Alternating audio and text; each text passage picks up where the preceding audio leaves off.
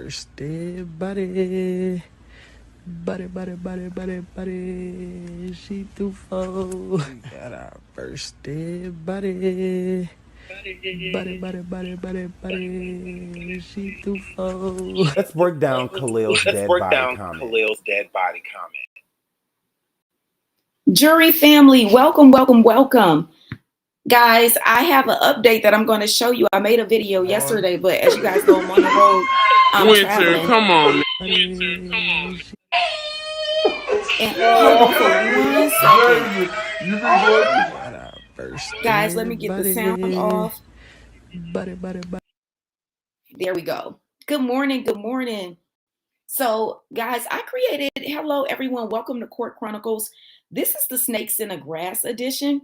And I'm sorry, I'm moving a little bit fast. I'm in between traveling on my way to South Carolina now. I have to get on the road. Hello, everyone. Happy Thanksgiving. Sean Davy Way posted a video early this morning, basically confirming and providing evidentiary proof of the premeditated state of all of the co-conspirators in this case. Good morning, everyone. Good morning. Smash that like button on the way in. So literally, there is a point during the stay, the first night, when Shanquella had her drink, she's enjoyed, they had tacos, they toasted, and she fell asleep in a hammock. And I think it's so strange that he did we got our first, dead body. And I understand on vacation, you get your friends, you like, oh, they out for the count, one down. But it was very, very, very eerie.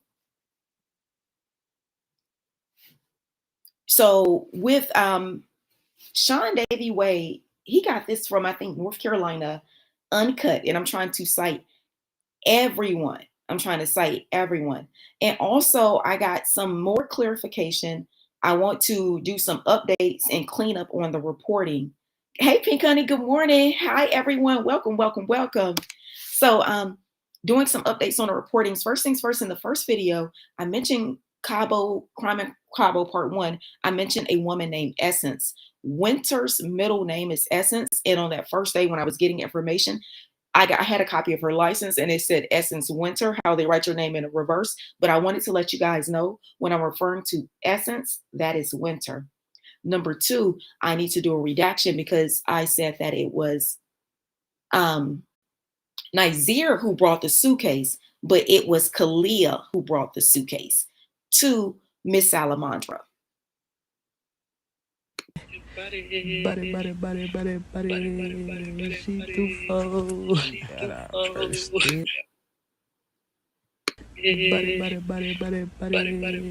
She too far. Let's break down Khalil's dead body comment. And guys, I'm moving fast, but I'm going to link Sean's video and add it to that playlist because Sean's coverage has been outstanding on this case. It's so many content creators putting out phenomenal content. And I will tell you guys, as a fellow content creator, a new one, by the way, Sean and Gigi and all these different pages, Tisa, are putting out videos, I will let you know that means they're not sleeping. Guys, it takes hours. So I know when these videos are coming out, people are up around the clock. So in this video, he sees that Shanquella is tipsy. She's on a hammock. And if you guys ever laid on a hammock, it's I don't know what it is, but it's something with a gravity pull where it makes you tired, like it pulls you down. So you will fall asleep in a hammock. It's something about it. If anyone's laid in a hammock, could you guys give us some tea on it, how it feels? But you fall asleep, especially if you don't have cocktails, you eating and you looking at the ocean. So he doesn't go wake her up and say, girl, get on the bed or any of that. He says we have our first DEAD body.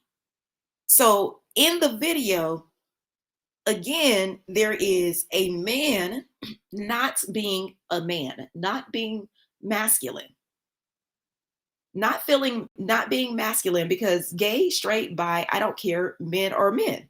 And most men see a woman sleep in a dress or whatever, we'll throw a blanket on her or just make sure she's okay. Not, prey upon her, grab the camera and speak into existence her death. So in this instance, more clips are coming out of everything.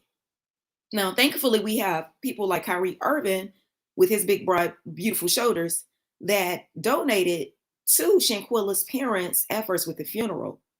And also, someone I saw a comment ask me about the GoFundMe. And it is my understanding that the parents are using the money for therapy for their entire family because of it, cousins and all.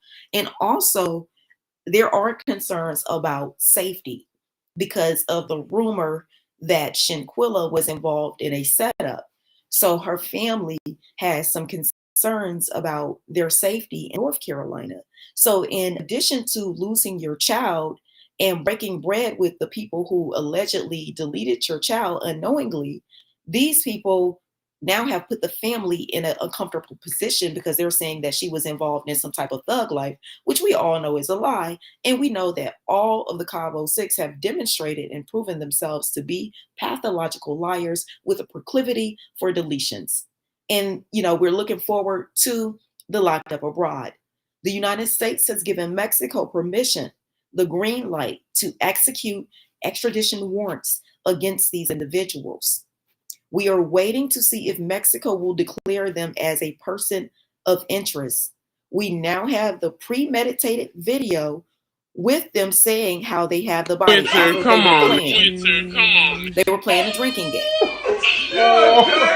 Winter and Shanquella. Shanquella's in the turquoise. And she's relaxing in the hammock. Looking comfortable. He doesn't put a blanket or just check to make sure his friend is good. He plots and speaks and says that we have our first DEAD body. And that clip is from Sean Davy Way, guys. And I'm going to link it also in the video. Yep, Tiffany, I'm coming home. I'm coming home for for Thanksgiving. Absolutely. I got to be in the deep South where I could have me a good old low vibrational plate, a real nice low vibrational plate, filled to the brim. And Thanksgiving is always hard because I'm a vegetarian and my family is Southern and they don't care about that. So I have to work around it, but I'm still going to have a low vibrational plate. Thank you so much for the super chat. Thank you so much for the super chat. Okay, so getting fine now. Yes, and new info out this morning. Official Mexican report. Okay, well, guys, while I'm on the live, I'll try to pull it up while we're talking so I can put it on the screen. Shout out to Getting Fine Now. Hey, Getting Fine Now. Thank you for the tea. Let's see if we can find the official report. Let me see if we could get that on the screen. So also, guys, yesterday, while I was in between court runs, I made a video. Winter, come on. With the mom. I made a video talking about how the mom gave a news report, and I'll play it here. I literally have been traveling so much and working and filming in the car trying to get this in for you guys. But the mom expressed extreme pain because she was gracious and kind for Winter, Dejanay, and Kalia. She opened up her home to them, and they actually were at the family's home while they were doing the preparations, consoling the family. Kalia had went on vacation with the mother, so she saw him like an extension of her family. So these people were eating her food, consoling her for 3 days. But the truth is they were just waiting around to make sure no one was putting together the pieces. They were lurking around to make sure no one was able to pin it on them. It wasn't genuine comfort when they went to Miss Salamandra's house and ate her food. They literally broke bread with Miss Salamandra. And I'm looking for the official Mexico's report. And also I'm about to upload the clip for Miss Salamandra that she had. And you know what? No, I'll go to, I think Sean had a page. I'll go there because I want everyone to definitely check out Sean's lives too, because he does a lot of research and pulls receipts from TikTok and Twitter. And I think a lot of us content creators pull receipts from different places. I pull receipt from Twitter sometime, but that's not really my space. I usually do the international news. So Sean gives the angles. So I'll play the clip where the mom expresses heartbreak, crushing heartbreak to know that she had the suspected KILLERs in her home, hugging her, comforting her, rubbing her hand as she cried, patting her back, crying with her. Like, it gets worse. The Cabo 6 is derelict, and we are looking forward to Mexico, executing the extradition. And it's just a matter of when at this point. And with extraditions, I'll explain legally how it works, guys, is with the extradition, the two nations have to decide who is going to bear the expense for transporting the inmate or prisoner, because it's a costly expense.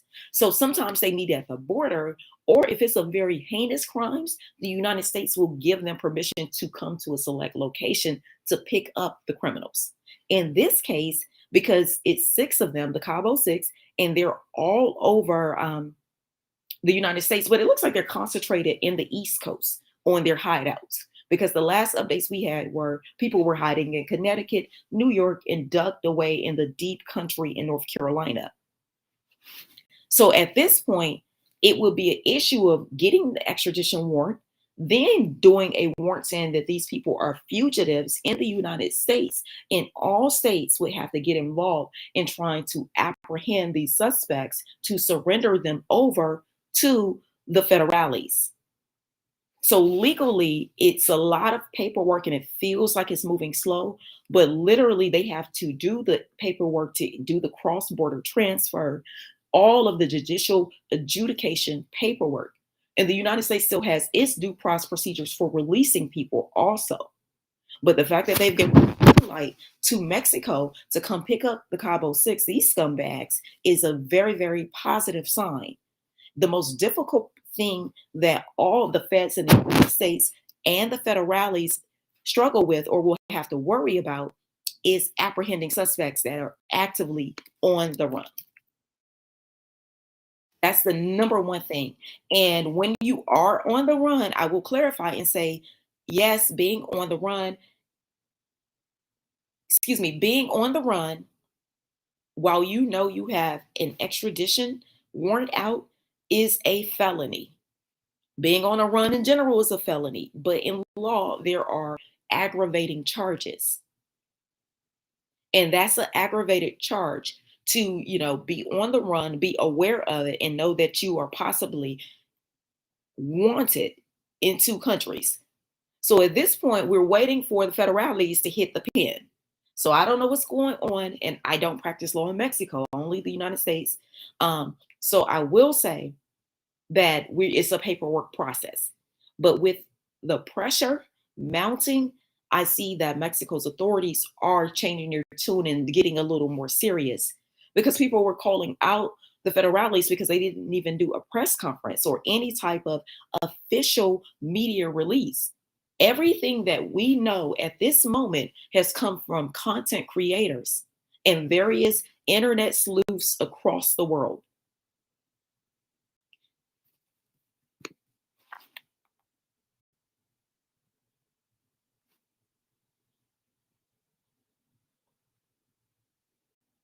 And guys, I'm uploading the mom's clip now, and I'm pulling up the Mexico official report.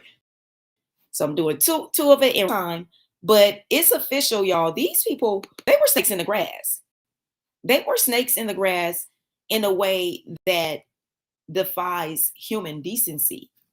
Because for them to go to Miss Salamandra's home and hug her and console her, and she talks about Kalia being an extension of her family.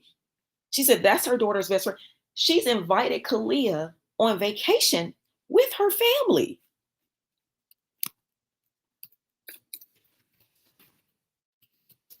And he was the one, going to the mom, talking about how sad he was, how broken up he was, how he was devastated about this whole thing.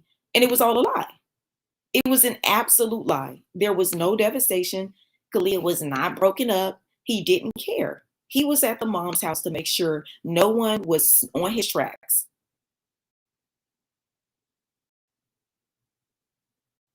And at this point, the more comes out, the premeditated first degree deletion is looking more and more likely. Also, I am advocating for a federal kidnapping charge, because if they held her against her will, they had her purse and her phone, and under various states' kidnapping laws, taking someone's purse and phone can be identified as a level of kidnapping, because you're absconding and hindering someone from communicating, possibly getting help, or simply removing themselves from a situation.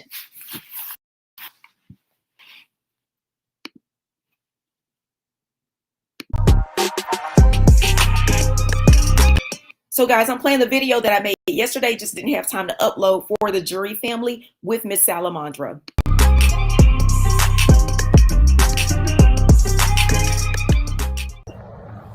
Hey jury family, this is the court, but I wanted to let you guys know a quick update that I got. So this morning I saw Gigi on Gossip of the City reported that Khalida didn't just visit the family for one day. He actually visited the family 4 days, broke bread, was having dinner, consoling the mom, and everything. So now we go from an initial visit to, excuse me y'all, so sunny out here, to 4 days being at the family's house while family was coming over sending condolences. Kalia was there. And also, Kalia has went on family vacations with the Robinson family. So this is a betrayal that continues to amplify. So I'm going to play a little clip from Gigi, Gossip of the City, but y'all please check out the full video of how the mom breaks down the full extent of the betrayal. Thank y'all, Khronicles family. Supposed to been her best friend, and he had went on family trips with us, and he been to the family house. We all been on trips together, just good time. And I never thought that he could be that low to do my child like that. Have you heard from him since all of this happened? Yeah, he came to the house 4 days in a row until he found out we knew what the autopsy said. Just coming back, I had another thought about Mission Shakdown. Of all the charges that we are talking about, the one charge that I forgot, and you always add in all of our analysis on Chronicles, but a RICO charge, a racketeering charge, because this was a group of friends engaged in criminality together. And with RICO, it's about the criminality committed together. Sorry guys, I'm on my lunch break, but it was my thoughts, and I definitely think what they're all ultimately indicted to tie this together really nicely for the legalities. They need to add a RICO charge. That's it, RICO, and that ties in the wire fraud and everything. And that's not in place of, it's in addition. RICO is a federal offense, it's felony offense. So for all of them, for their role, there definitely needs to be a RICO charge added to the indictment. Thank y'all so much. Have a beautiful Monday. I'm in between court runs, but I love it. And get some lunch, gotta get some bacon. And enjoy. Hope y'all have a beautiful Monday. Hope y'all have a beautiful week. Love y'all, family. Hit like, subscribe.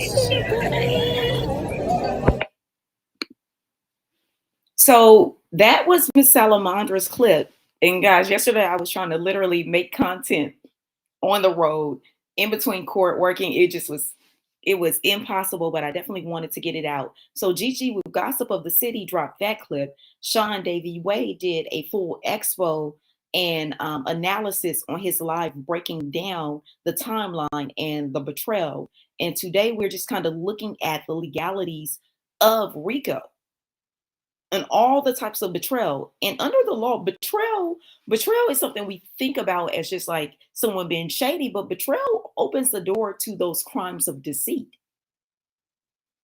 So at what point does a crime of deceit triggers? The moment there is a lack of veracity, there's a false statement. So the first time they called her mother's home and basically said that they needed money for, money for medical expenses, that opens the door to the crimes of deceit.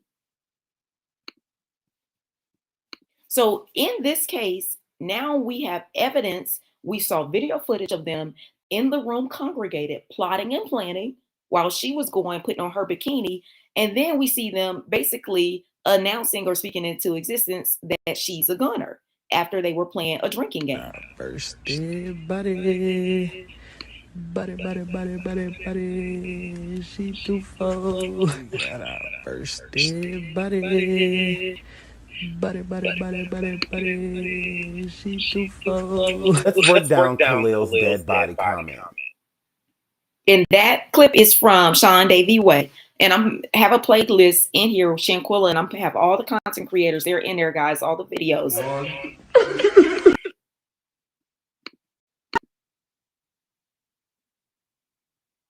So with this particular case, putting together the elements of premeditation. So in a court of law, we call it circumstantial evidence. You would have to basically brick by brick put it together to build the house. So the leap or the inferential leap that the prosecutors will have to fill in is when she walked in the room, how do we know for sure they were plotting and planning? And in that moment, as a prosecutor, what I would do, because most people say it's hard to get in someone's mind. No, it's not. When she walked in the room, 6 people had their phones out. I would subpoena all those cell phone records. Shout out to T-Mobile for donating $40,000 to Ms. Shanquella. But subpoena the cell phone records when she walked into the room and saw them plotting and planning her demise. And see, what were they Googling? Who were they calling? Who were they texting? What was the line of thought at that moment? And then take the video. Now we have our first DEAD body, which kind of shows their indifference to Shanquella.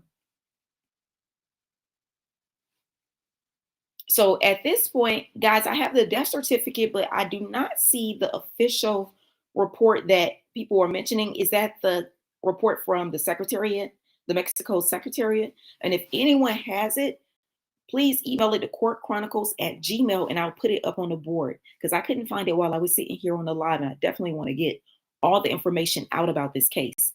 So now we have the people who conspired, lied, cover up. Also, to move a body that is unalive is a federal offense also. Once someone is deceased, you do not move or touch the body for investigative purposes. You want the authorities to come in.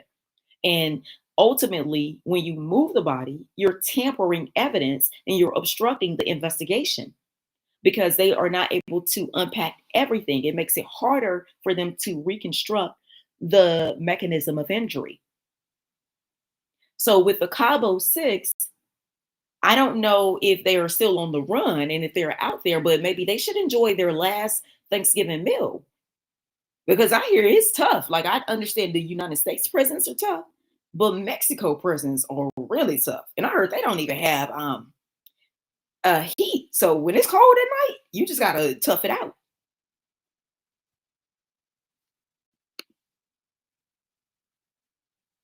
And y'all, let's talk about this. So Elise's sister was deleted by her boyfriend that same night. So I guess, was this happening almost the same time? Because 1 o'clock on the 28th, Shanquella, her stuff was the 28th. They left, all the friends left on the 29th and came back. So Elise's sister, and Elise is the one that people suspect got nervous and released the video. Her sister at the same time across the world was fatally deleted from this earth by way of her struggle dusty boyfriend. So that's very odd and that's unsettling. And there's a lot of things that's unsettling about this case. So I have a few notes that I want to follow some hunches. I'm very, very intuitive, but I don't want to talk about that until I have the receipts. But it's a few things that's troubling beyond belief. And in this case, with the United States saying, Mexico, you have permission to extradite, that means the US is like, you know what? We're not going to protect you. You don't get United States constitutional due process protections as an American citizen when you leave the country and go slaughter other citizens and leave them in the nude like a Jane Doe.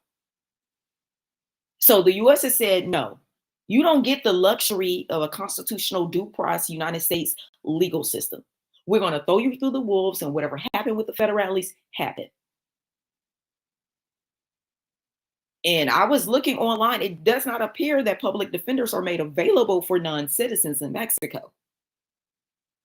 So if they were scrimping and scraping for getting a plane ticket home, what are they going to do? And they definitely need counsel, because I'm assuming they may not be fluent in Spanish. So also Mexico has the legal doctrine of guilty until proven innocent. So with Elise, maybe Elise's heart is torn. She lost her sister and another person, so maybe she's feeling like instant karma. But Elise need to keep pushing, because her putting out that video is not enough. I need someone to start snitching. And see, what happened now is they lost their window of opportunity legally. Let's break it down. They have lost their window of opportunity for any type of immunity. When the United States gives another sovereign authority, i.e. country Mexico, permission to extradite, that means the US is not going to negotiate. There's no plea deal to make with a federal prosecutor, because they've turned it over. So maybe if Elise would have come forward with a video and went to the FBI authorities in North Carolina and gave a full lay of the land to let people know what was happening, she would have been afforded some immunity, or they would have said, well, we're not going to give permission to extradite her. But because they were quiet and silent like cowards, and no one came forward to fold, no one, this anti-snitching culture is dumb.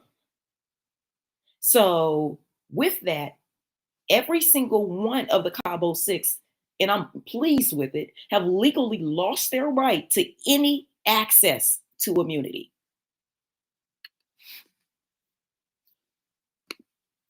Like any access. And we got some jury members. Let me get into these comments. Jury member day 1, Deion Sanders and moderator, says her parents said she slept in the nude, so that may explain why they found her without clothes. And it's two theories, y'all. So it's her parents said she slept in the without clothes, but also they were saying that she was preparing to go skinny dipping. They had got to the pool. The villa had a private pool, and most villas have private pools. And the one we looked it up, I think on part 2, Cabo part 2, all of the little villas had a pool, and then the resort had a pool too for the hotel. So it's either she was going skinny dipping or took a nap, or it may be a combination of both. Went to lunch, it's hot, you don't have some cocktails. You're like, let me take out these clothes, take a nap, and then I'm gonna go get in this pool. So her parents said she slept, in the nude. So if she was asleep and they snuck her, this makes it worse, because that would mean they attacked her in her sleep. So she never had a moment to come to. That's a very startling way to wake up. So if she sleep, and if you sleep in the nude, I sleep in my birthday suit sometimes with lotion, very comfortable and relaxing. To have someone wake you up in that state, first of all, you're like, let me put some clothes on, because you're very aware of your status, you know. So for someone to come, you're asleep, you've had a cocktail or two, you just ate, and just start welling on you and hitting you and socking you and pulling your hair out and beating you and dragging you out the bed, she would have never had a moment to even understand what was happening. If they ambushed her while she was in the bed, she would have never, ever had a moment to even calibrate. You wake up and you're startled, you're like, whoo, she never had that moment, because she was in a war zone. And think about how confusing it is when you sleep on vacation and you wake up to fists, and it's not one person. It ain't two people. It's a whole gang of folks. And they welling on you, and then you see cameras, you look around, where's my best friend? And you hear him cheering, fight back, fight back. That's delirium. To wake up after you've been drinking margaritas, and listen, Mexico is hot. I have some margaritas and you hot? And to come welling on her and swinging on her and dragging her out the bed, and she never had a moment. This girl went to sleep. That was the last moment of peace, because that last 15, 20 minutes of just UFC abuse that they were torturing this beautiful woman, Shanquella, is extreme and outrageous. And I'm hoping that Mexico really brings down the gavel and throws in a torture charge. They need an aggravated torture charge. It's, in my opinion, it is torture for 6 people to fight one person. But legally, it is torture at a point to continue to fight someone beyond the point of that person being able to defend themselves. So it could transition really quick in a mutual combat fight, even though this was not mutual combat nor a fight. This was an attack and an ambush. So federales need to add kidnapping, torture, fleeing the country, fleeing the scene of a crime, tampering the scene of the crime. Thank you, guys. Let me get over here to the comments.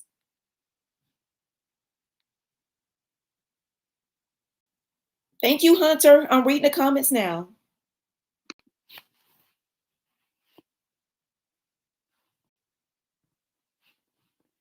So people are, Yemi, hey, Yemi, one of our day ones too. Yemi said that, oh, Shanquella's cousin's in the chat. Shanquella's cousin. Where are you, Shanquella's cousin? I'm dropping the link. What's your name? And no one clicks this link except for Shanquella's cousin. Shanquella's cousin, I'm dropping the link for you. Please, no one else. Let's be respectful. You don't have to turn on your camera. I'm dropping this link if you would like to join. No pressure, but you are definitely invited. Thank you, guys, jury family. Shanquella's cousin, the Robinson family, I dropped the link for you all. Please come up. And I'm scrolling the comments now. Thank you for coming through. Thank you for coming through. We fighting for justice for your cousin. We are fighting for justice for your cousin. Mexico is going to go hard. Mexico is going to go hard on them. And we're going to make sure, because I'm coming up with a list of charges. And I am Shanquella's cousins. I know we do YouTube, but I am a former prosecutor. So I'm not just flapping my chops when I'm talking about what charges are applicable. And at this point, these are some heavy hitter, grand larceny filled charges. They have theft, they have deceit, they have extortion, they have blackmail, they have charges that hopefully they will never, ever see their freedom.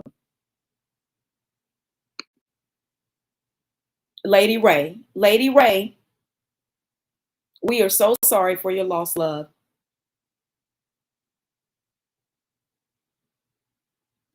And I'm looking for Lady Ray comments. Lady Ray, tap in. I'm looking for your comments now, Queen.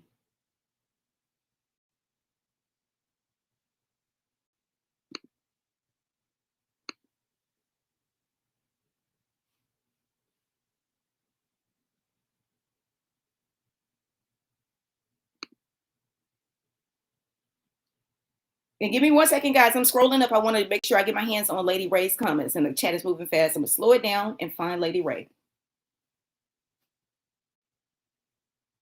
So Shanquella's never had a chance. And these people went to Lady Ray's auntie house, because that's her auntie, Miss Salamandra, and ate her auntie's food and lied up in her auntie's face. And Shanquella's boyfriend tweeted out how he was angry with himself that he talked to Kalia and like broke bread with him. He said he just felt angry with himself. And that's a genuine reaction. That's a genuine man, not them cowards that were in the room attacking Shanquella.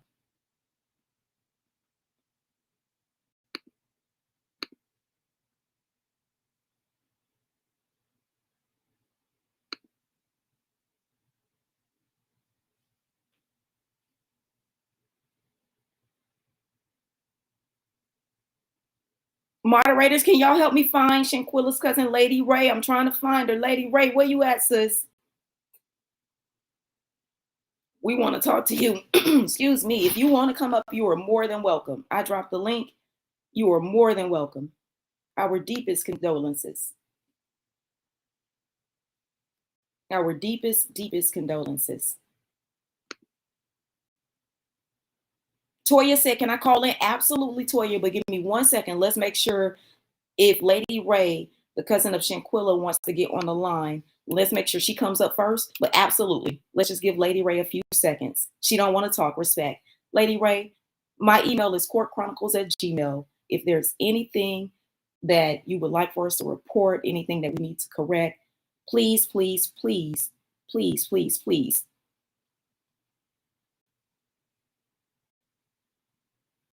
Yeah, absolutely. Not for the fame. Respect. I understand. Absolutely. Thank you, Lady Ray, for coming through.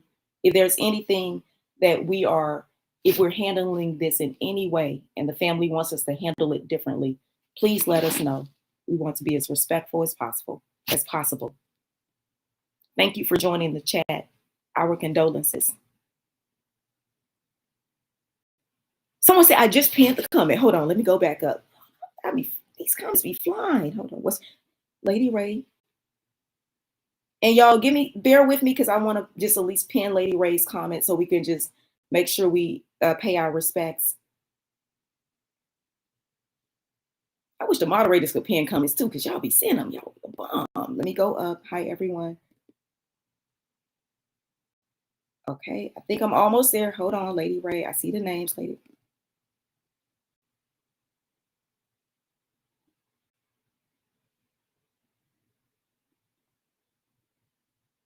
Thank you so much, Lady Ray, for just coming through.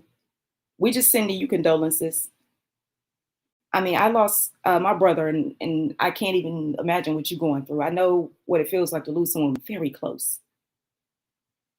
So thank you so much for just coming through. Our deepest, deepest condolences.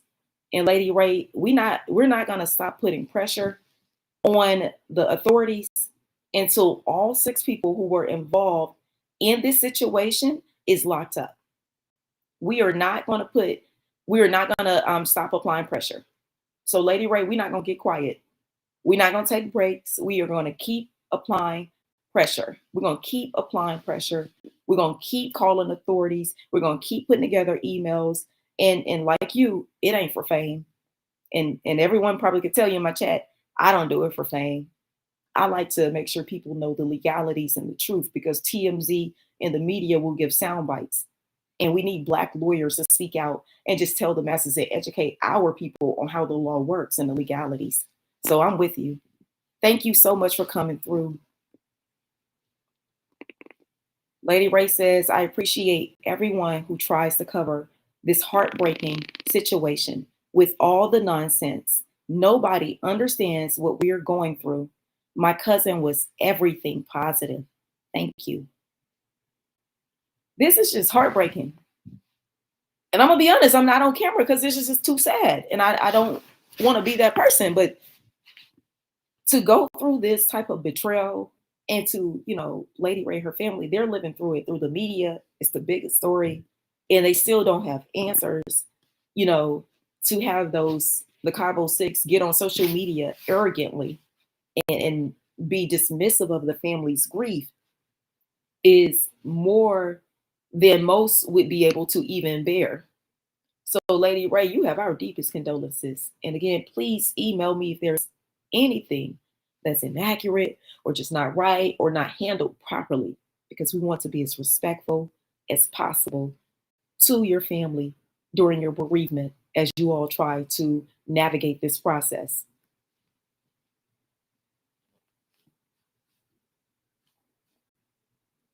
Shanquella looked like a positive, upbeat person, and every local reporting in North Carolina says she was known. She was known as glamorous, beautiful, successful, but not stuck up. You know how some girls become boss chicks and get stuck? That wasn't Shanquella. Shanquella, they said the word I keep hearing across the board is generous. Everywhere I read reports from North Carolina, locals are saying she was successful, but she didn't have her nose up in the air. She was generous, which is even more problematic because why would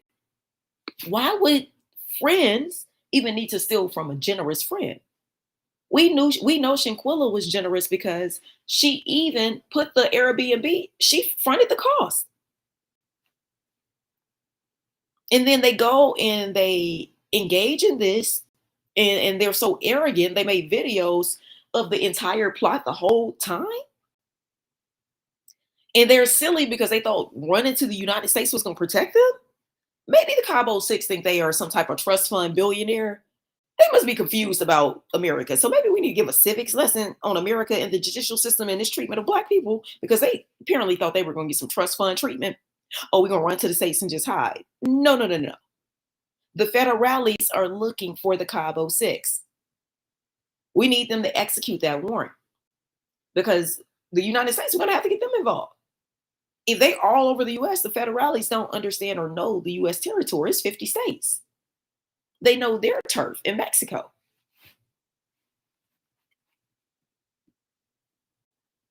Oh, we got our first dead body. And again, this is a man not being a man. Let's This break is a down man Khalil's not, dead body comment. looking to see if maybe she has too much alcohol. If I'm on vacation, when I see friends sleep, if the way she was cuddled up, I go back, I'm like, oh, she look cold. Like I'm gonna look, oh, she got goosebumps on her arms. Let me get a little blanket while she on a hammock. It's like they never had any compassion for Shanquella. It was like she was just their personal American Express and bank account for luxurious vacations. Because based on their social media, they, their vacations wasn't the private villa. That's not how they roll. That's with Shanquella. That's how she rolled.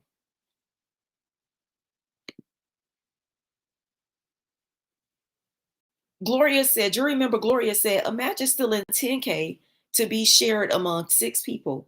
And jury family, we did the math on that. It came out to, what was the math on it? Was it $1,666 each? That's what it came out to.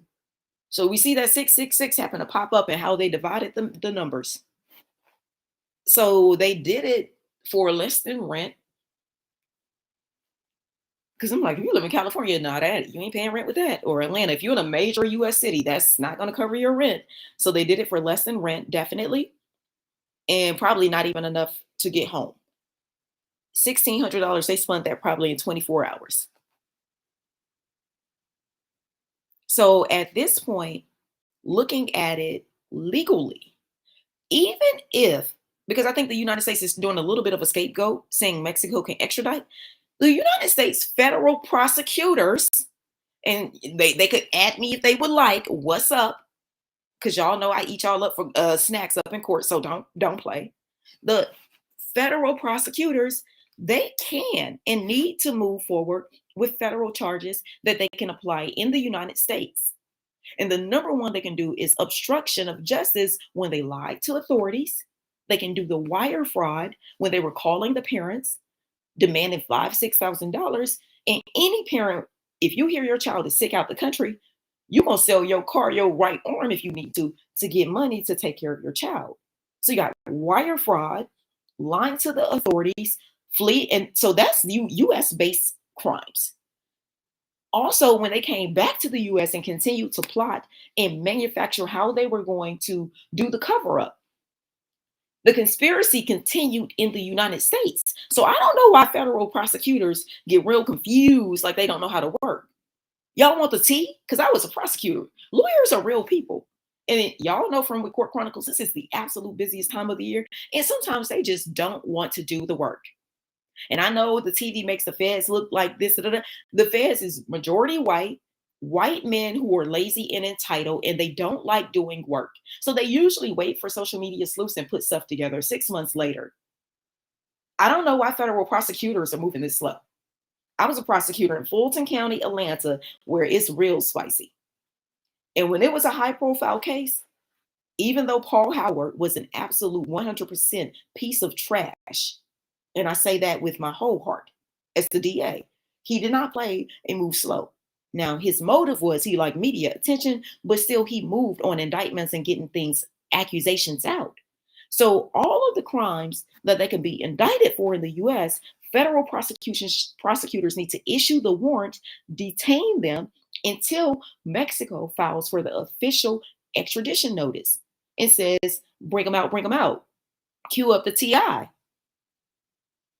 So I don't know why the feds say they the best of the best and they the most intelligent and they have these high IQs and they are more intelligent than most, and they can't figure out how to string together obvious fraud charges, obvious conspiracy charges, and the easy one that we love to use in the United States with gangs. This is obviously RICO.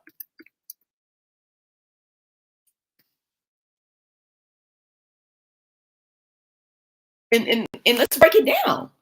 The RICO is the Racketeering, Influence, and Corruption Organizations Act of 1970. And it was created to deal with like mob mafia kind of crime. And then they started applying it to street gangs.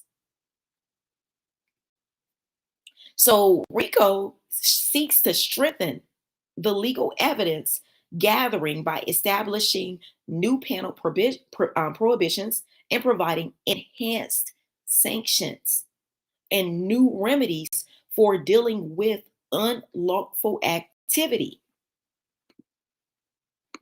So RICO would be the thing that would tie in this case very nicely, because it's so many charges and so many moving parts. But at the very least, the United States saying Mexico has the green light, I am pleased with that. But as an attorney, I'm letting you know they're being lazy. They don't want to do the paperwork. So it's like, oh, you do it. You. It's kind of like when police pull over someone, you write the report. No, you write the report. You write the report. But we ain't got time for that shit, feds. Y'all better act like this is Gabby Petito up in Arizona. Y'all better act like this is Brian after he deleted Gabby and he was on the run. Because y'all was about to call NASA and light up the space aeronautical sky to find him. So let's not get slow when we're dealing with a black woman, feds. It's too many lawyers out here watching you.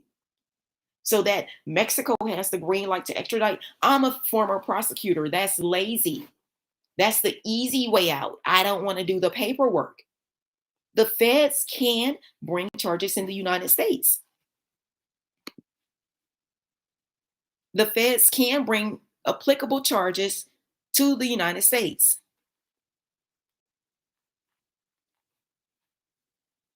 So these heathens can be prosecuted in either jurisdiction.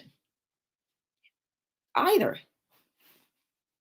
And also, it's a crime to not call for help. So they let her expire and then went to another hotel and just left her body.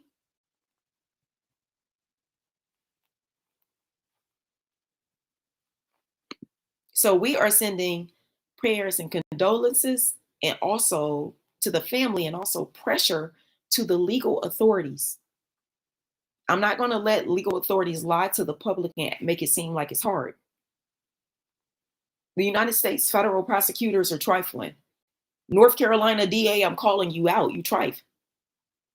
These are charges that you can make. All the actions that they subsequently committed after Shanquella passed away was done in the United States on U.S. soil, which gives you U.S. jurisdiction over whatever conduct, the course and scope of conduct that occurred on U.S. soil. So you may not could get her for the deletion because it occurred on Mexico soil. But all of the planning expiring, all of the RICO, all of the conscience parallel behavior, the criminality, all of that, that's US-based charges. So don't be lazy because it's starting to work my nerves. And I might have to call the federal DA's office because it's really burning my biscuits that they acting slow on these indictments. And in federal indictments, most of them are pre-written. It's hundreds and hundreds of templates that you choose from, and you just choose to charge, plug in the right information. So these lazy white boy feds, and I'm calling them out because in the practice of law, we know who the lazy is. I'm going to tell the truth. Black women work the hardest and get the least credit. You will never, ever hear a rapper, producer call out their Black attorney. You'll be the person that get them on, get them to the deal. They don't know you. So the feds, just like most people, get confused with the law. So let me make it clear for the feds. The law is colorblind. So don't get slow with applying charges that we know would be an easy way to get these people off the street.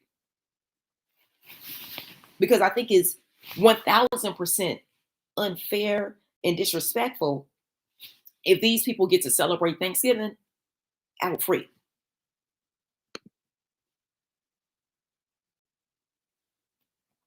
Lama said, do you remember Lama said, my daddy always told me enemies come with a smile on their face. They smile in your face. Mm, mm, mm. Always trying to take your place. And they did want to take her place. They wanted her body. They wanted her beauty. They wanted her money. They wanted her status. They wanted her success. They all went to college together, and she was on her way to being a millionaire, and they weren't. We saw Nazir in the state of his dusty, crusty, busty activity. She was very down to earth, very humble. I mean, she was humble because honestly, most people don't go on vacation with broke people. I know a lot of people who love their friends, but they be like, I'm not doing it because it's too stressful and the energy's off. If you on vacation and you in Dubai, you buying jewelry, you buying purses and bags and your scarves, and your other friend, just over there rolling their eyes, boring resentment. Nope. It ain't even about thinking you too good, but you got to just know. Don't go on vacation with people you're not evenly yoked. But she thinking these are my college friends. Your college homies, you don't think that way. You thinking these like your childhood friends that once you get super grown, your college friends are like, oh my God, these are family. And they got her over there just to, do the most. And the fact that they all fought her, including fellas. And Kalia, her best friend, Kalia, that's the one I got to smoke with the most. How does your best friend and you flip on your best friend? My best friend is my sister. My best friend is my mom's daughter. Like my best friend? No way. Visible bruises.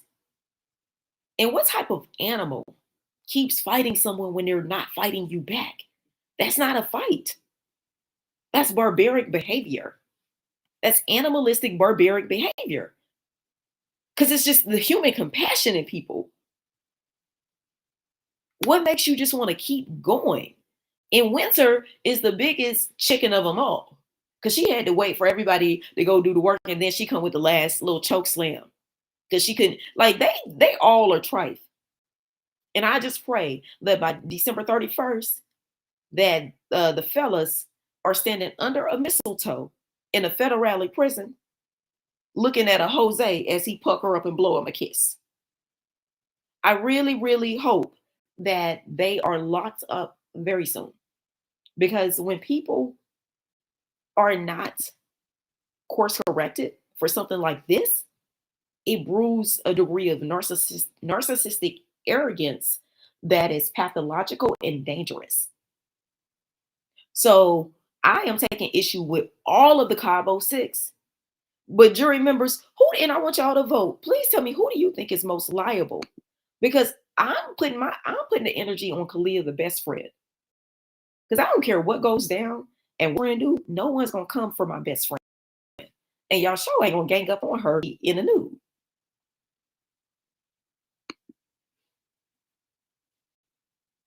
It's different angles, it's 2 different videos, different lighting. Because one, the person was standing further away, and one was standing directly across from the sliding door. And when you're facing a window with the sun, it makes your video footage darker. So I think that's why Dejanay's legs look a different complexion. But Dejanay is the girl with the little printed short set, and she's seen attacking Shanquella.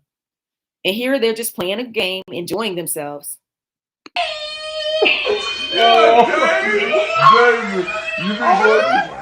Thirsty body. Body. She too full. Got a thirsty body. Body. She too full. Let's break down Khalil's dead body comment. And that's Sean Davy Way, the video from Sean Davy Way. He has full expo. He's been really, really just tearing it up. Oh my goodness. I'm loving Sean's coverage. Tisa's coverage. Storm is doing coverage. I am just so grateful. Gigi over at Gossip of the City, she always on fire doing coverage. So super grateful for all the content creators.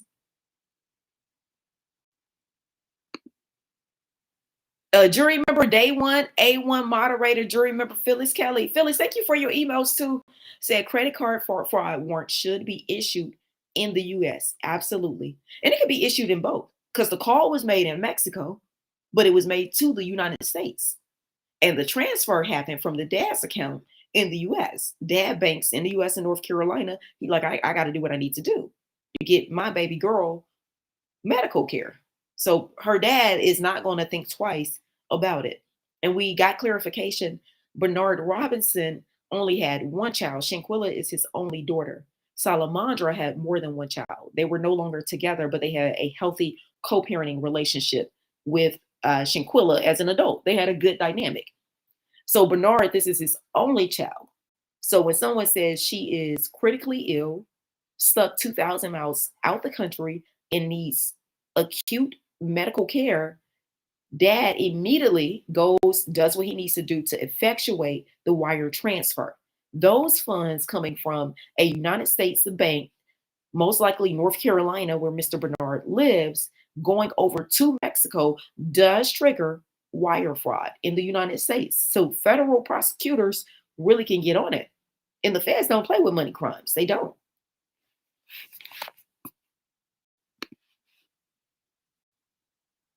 So they're not going to get away with it. And maybe they thought they could get away with it. There's so many theories. But I think they left Shanquella and then went to a hotel by the airport. I think they went to a hotel by the airport because they wasn't sure if it was cameras around, and they needed to talk and to basically come up with a plan that was clean. And they just wasn't sure, like at this point, what was the deal. So it's no protocol. No authorities called, no one.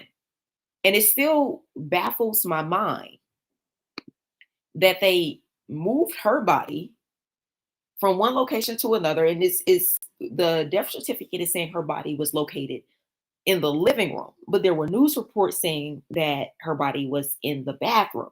So it's different reports. But based on everyone's statement, I'm going to pinpoint Nazir as the person that moved her body, because he was the one setting the mood with the slow music and rubbing her head and think to put a robe or a towel around her. Like, nothing makes sense. If someone says they don't feel well and they're not dressed, that means they're feeling really, really bad. So Nazir, he's basically confessed, unbeknownst to him, that he's the person that moved her body. And again, that is felonious. Kalia, is the one, and we got this cleaned up. Kalia, the best friend, left his friend in the nude, DEAD, and he went and packed her bag, all her stuff, minus her credit cards, minus her wallet, and there is suspicion that all of her designer threads were stolen. So he took back everything. Basically, they rummaged through her luggage and then took back the stuff to the mom's house. And I still don't quite understand taking the suitcase back. But again, I think they just wanted to rummage through her things. Because when you look on Shanquella's profile, she's head to toe designer, pretty fly girl. And again, Nazir, from that little crusty busty video referendum he did, we know he ain't about that life. So Nazir moved her body while Khalil rummaged through her stuff, pulled out all the goods with the ladies, pack up the rest of her discarded goods at this point to take to the mom's house. But they don't just straight leave. They take her luggage to the new hotel and everything. They never, ever even formally checked out. When you go to a resort, they'll give you the bands and you let them know you're. They never formally checked out. So that's why it was a gap in time between 3 o'clock to 6 o'clock when she was found. So the housekeeping staff, everyone was under the impression that these people were still here. And generally on a resort, they have no pandering policies where they don't visit your room as often because they just want to give you peace, let you be. So the resort was operating like, hey, these people just out and about, they doing trips. They had no idea that everyone had packed up and left and aborted the vacation. They had no idea. There was no formal checkout, nothing.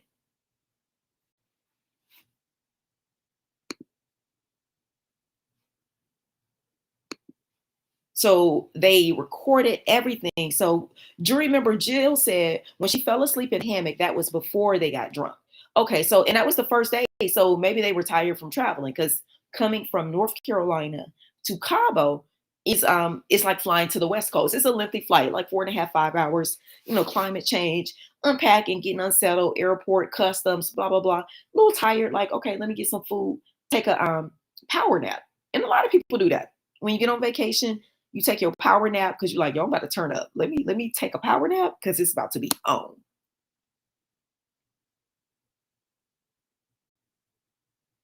Bright minds. I just saw. Do we have trolls bothering Miss Robinson's family? Please block them. Who is the troll? You don't get to troll someone's family that's bereavement. Because if you want to troll something, I'll drop the link and get you together, troll. Because y'all never come up and get this work. So if anybody want to troll, I'll drop a link. But you're not going to troll Miss Lady Ray. You better leave Shanquella's cousin alone. Get your ass all the way together. You don't torment people when they're in grief. I don't know what's wrong with these little keyboard thugs. Thank you, moderators. Bright minds and moderators. Thank y'all so much. Thank you so much, y'all, for making sure the toes are keeping it respectful. Yeah, please be respectful, y'all. We have family of Shanquella Robinson in the chat. She does not want to, be put on Front Street, but please be respectful.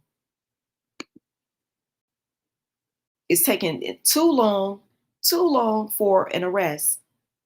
Lady Love said, do they have any of them in custody? No. No one's in custody, no warrants, and no one has officially went in to try to turn themselves in, to flip on the other ones. And that's why I think they all should be punished severely. Elise doesn't get any sympathy from me.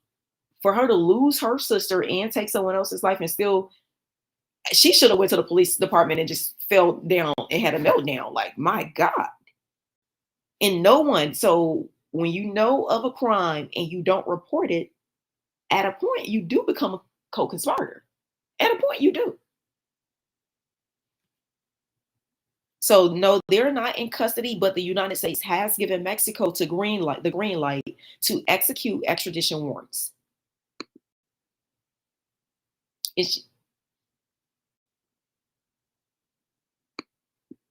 Jury member, thank you, Lady Ray, for the date, sis. Jury member said, can they serve deletion charges in the U.S.? Let's be honest, we want them to go to Mexico prison. They will get their karma. They will get the karma they deserve. We can't do the deletion charges in the U.S. because it didn't happen on U.S. soil, but U.S. prosecutors can do the co-conspiring and where all the planning happened and the thereafter plotting. So where they plan to lie to authorities and all of that, that happened in the United States.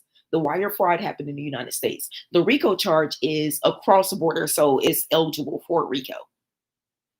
And if they are saying, and this is another charge, thank you so much, RN Mama X2, because this just made me think, in addition to the RICO charges, if they are alleging, even though we know it's a false narrative, that this is some, revenge for Dejanay's cousin, well, guess what? Federal prosecutors throw gang charges on it. And that's what they do for every Black person. That's why I stopped being a prosecutor. I hated how they would just, it's not fair at all. If you're Black, they always throw gang charges all the time. But they can do criminal street gang activity. Because if this is retaliatory for something that happened with the cousin, that one shows it's premeditated. So that's a confession. If you upset about your cousin and you take a vendetta out and you hold that vendetta, that's evidence of premeditation. And if this was some street activity, even though Shanquella's a businesswoman and not a street woman, if they want to go that route, federal prosecutors, I like to use people's lives against them. Throw criminal street gangs on them. Because if they're going to execute revenge for someone else in this imaginary plot or imaginary revenge thing, go for it. But I would say it right here. I'm not about to believe that a woman who was in a relationship, had a boyfriend, making money on money, generous, sweet, kind, was involved in setting anyone up. Because let's be real, anytime a pretty girl set up someone, in that type of, in the street life, is usually for some type of robbery. Shanquella had her own coins. And just based on her parents and her family, she doesn't really, and I guess I can't speak, but she doesn't seem like the type of woman that is stealing. That just does not seem like her. So for them to come out with that narrative, it doesn't justify anything, but what it does do is provide prosecutors with a confession, and it provides prosecutors with the most important thing you need in cases like this: motive.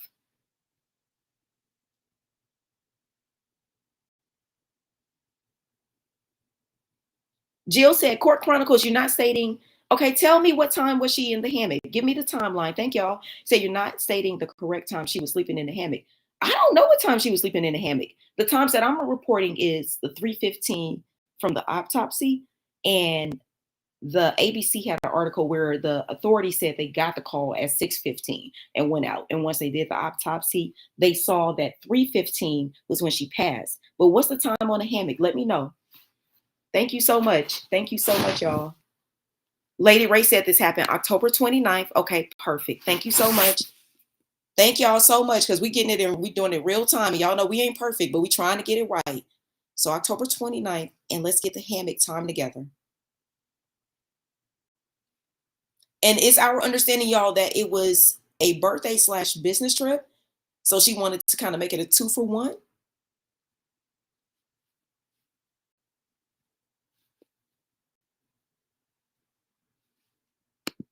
So all that time they took to call.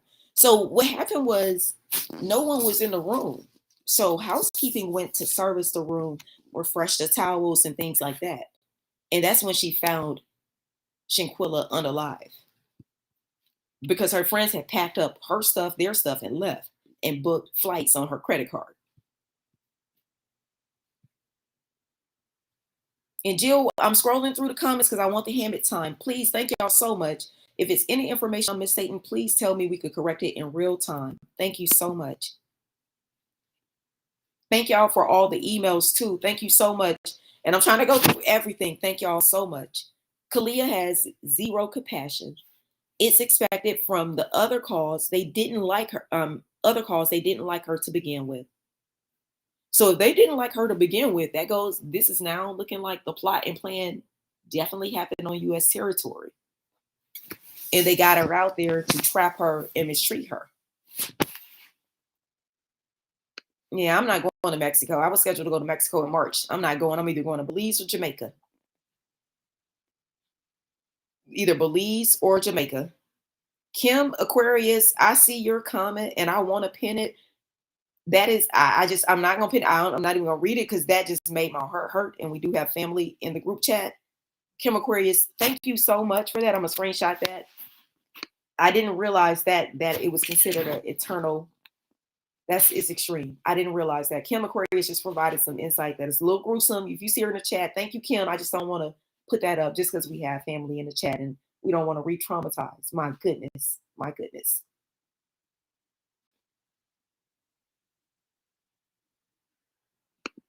Well, it's unclear if a doctor or a nurse ever came. That's the part that's unclear. Because Nazir, who we've all pegged as a pathological liar, is the person who said that. But there has been no incident report from the villas. There hasn't been an incident report from the nurse. And I'm just trying, I've been on some villas now. I ain't never have a nurse on the villa. And I stayed at the #1 Hilton in the world in Seychelles. And every villa had its own infinity pool, all of this. And it wasn't no nurses. They would tell you, you're going to have to drive, off the resort down the hill to the urgent care. So maybe this Cabo Villa 32, Linda 32 has some special thing. But what villa, y'all, let's do a vote. If you ever went on vacation and got sick or needed some help, was there a doctor or a nurse at the villa? Let's do 777 if there was a doctor or a nurse, and put the country. Put 555 if there was never a doctor or nurse at your villa. Because I'm curious, I've been to quite a few countries. I'm trying to think, even when I was in the south of France, yeah, like I was on a villa, and literally they was just like, the villa was nice. When I was in the south of France, I got sick, and they just did a shuttle.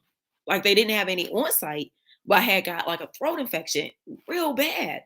So they was like, what we offer is complimentary shuttle services to local facility where it's English speaking physicians. But it was a nice resort. They didn't have a doctor or a nurse on the resort.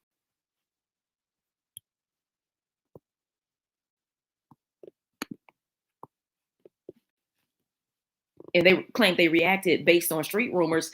But why? And this is what I don't get. Why are they all the way in Mexico gossiping about street gossip in North Carolina? That shows the type of low vibrational people these were. Because when I get on vacation, sometimes you see them texts when you're on vacation and you just like, I'm on vacation right now. I'm not gonna really get in.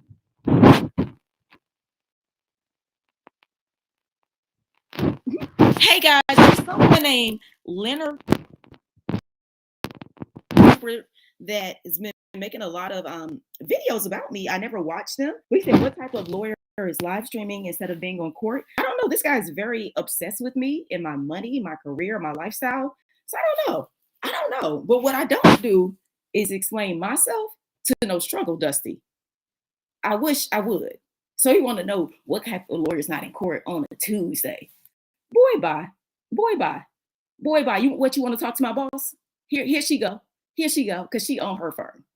So Leonard, keep making videos about me. I'm not gonna watch them, but thanks for running up my page because that's super weird. And this guy, I don't know him. He's a troll, but ever since I've been making videos about Shanquella, this dude has been making videos on YouTube about me. Very weird. Like, instead of him supporting Shanquella, he's upset on a live on a Tuesday. Instead of being a man, he wants to pussy pop. Instead of extending condolences, he wants to be a girl. And he's just mad because I'm not giving him any attention. I'm not watching your videos. I don't care. You can talk about me until the sun fall down. I don't care. I promise I don't.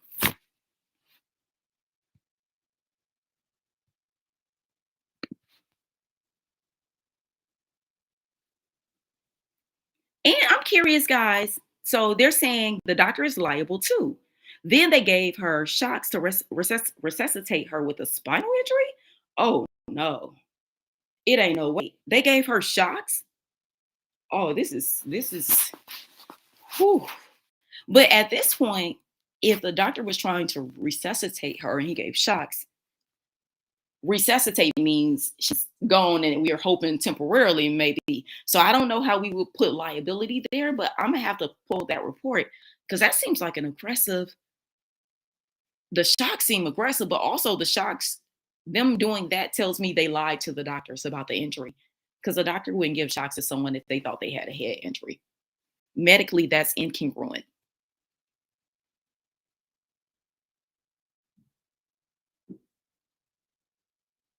Nikita said, Mexico does not care about their tourists, especially the Black ones. We need to stop going. Yeah, they're not going to get any of my money. Yeah.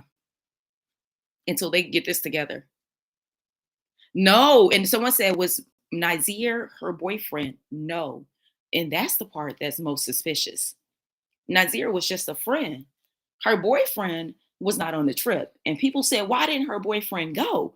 But now we learned that these dudes were on a DL. So her boyfriend knew they were gay. So he didn't think nothing of it. In his mind, oh, it's just a girl's trip. It's just them and the gay guys. So he wasn't thinking anything of it. And looking at Shanquella and her boyfriend based on how they move, it seems like they went out and traveled and, they had their life often. So it wasn't like he was missing out. But with the new piece of evidence coming out about Malik and was it Malik and Kalia who are on the DL? It's either Malik and one of the other guys, but they are DL. So her boyfriend just saw it as a girls' trip. Like, oh, it's the girls and the gay guys. Nazir. So yeah, Malik and Kalia is allegedly DL gay. So Nazir is not the boyfriend. And many people are asking, why was he taking on that boyfriend role, consoling her, rubbing her head, slow jams, but not putting on clothes? And why was he so comfortable being around her undressed body? So it's a lot of side eyes with Nazir.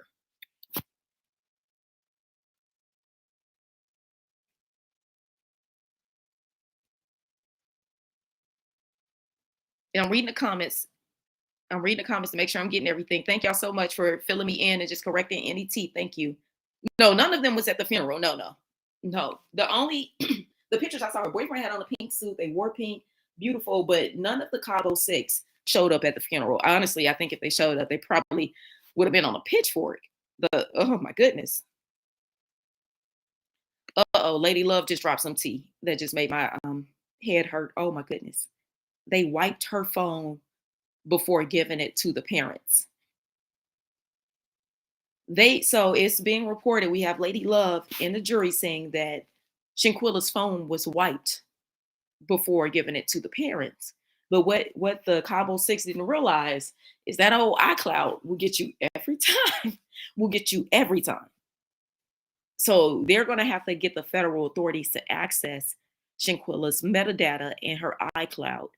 Because now I'm curious, was she trying to call 911 and they didn't want to see calls? Like, was she struggling trying to figure out how to call 911 abroad? Was she trying to send messages? It wasn't going through. Like, it's many questions with a white phone. What are they hiding?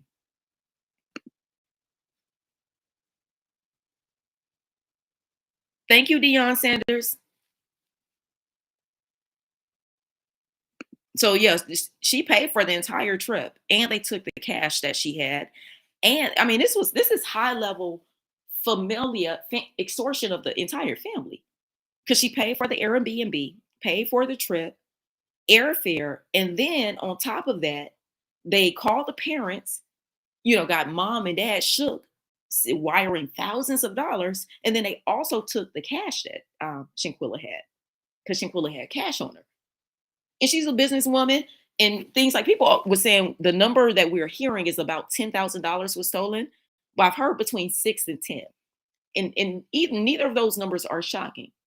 If you are traveling and planning to shop, it's likely you'll take $5,000 or $10,000. You may say, hey, I'll do half in USD and half in the currency in the country that you're going to. And usually, as a woman, you don't mind traveling with a little bit more cash like that if you're with men. Now, if it's just a bunch of girls, we're not going to have a bunch thousands of bands on us, no. But you feel like, oh, with my crew, I could be a little more comfortable. So it was a shakedown. After the crime was committed, instead of them trying to figure out how to fix it, they was shaking her down. They was wiping her phone, swiping her credit card, spending her money, and calling her parents demanding thousands of dollars. And they said that something costs $5,000 for medical treatment. And you don't even get billed in advance. Sean Davy Way called the hospital in Cabo, and it's on his live. You do not get billed in advance for medical treatment. And we suspect that it was 5,000 pesos. And I did the conversion. 5,000 pesos is only 240 US dollars.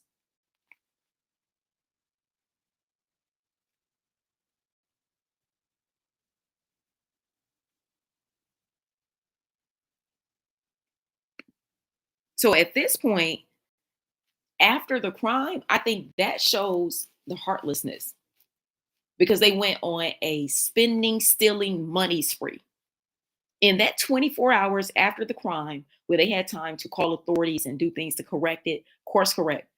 I mean, if anything, take the $10,000 and fly her parents to Mexico. They didn't do that. So Shanquella's parents and all of them, they had to spend expenses all the way around for everything. So they never course corrected after this. And that's the thing that scares me the most. After she was clearly unresponsive, that's when the robbery started. They going through her bag, they pulling the cash, they wiping the phone, they swiping the card, they getting flights, they getting sweets, they calling them out. We need money. This is a shakedown. It was a shakedown. It was a posthumous shakedown.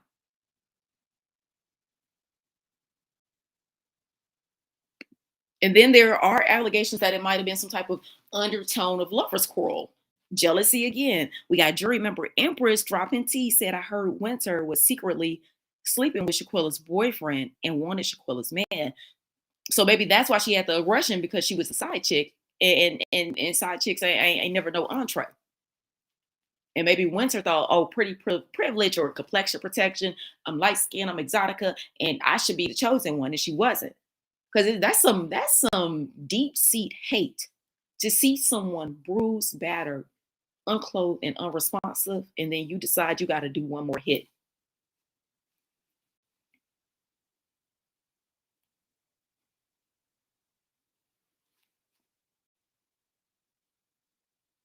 So for them to wipe the phone, now that becomes obstruction. So now we add that to the RICO charges. That's absolutely obstruction. And I want to know what was in Shanquella's phone that they needed to wipe it out. Did they use her phone to record it? Did they use her phone to send it to someone else? Because I'm thinking, what is it to wipe out of her phone if it's just her pictures from the vacation? And during the fight, she didn't have a camera. Excuse me, not the fight, during the attack, because it wasn't a fight. She was being attacked. Right. The girl didn't. And that's why we said, Serena, street business to take care of. Said, please, street or not, she had business to take care of, and setting people up wasn't it. That girl didn't set anyone up. No, I don't believe Shanquella set anyone up. I don't. I think that they tried to put that out for justification and didn't realize that it actually became a confession. I don't believe for 1 second Shanquella cared about setting up anyone. She was successful and had her bag. She don't care about that. She making her coin. All right, we got the timestamp. Thank you so much. She was in the hammock at 8:29 p.m. Thank you. Thank you. Thank you. And tonight, y'all, I'm driving on the road. So bear with me because I'm doing this in between traveling. But if you guys want me to put together like a digital timeline of all the timestamps and where we got the information from, like the receipt, was it TikTok? Was it an article? It may take me a few hours, but I'll try to put together a digital timeline of everything we have. And then y'all can say, April, change this, insert that, and we'll make sure we have everything together. So when the federales and the feds are ready to execute their warrants, they'll have everything they need, make it real easy for them.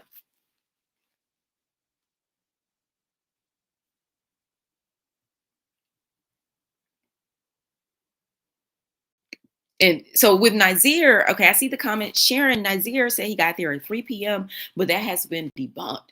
So someone on TikTok and Gossip Girl and Sean David Wade posted all the flights coming from North Carolina to Cabo, and that has been debunked. He got there at 12:23 p.m. So he was lying. He got there at 12:23, and they put up the flights. And he was doing the whole 3 o'clock to try to build in an alibi. But Nazir's line, if Nazir's lips are moving, a lie is on the table. If his lips are moving, lies are coming out.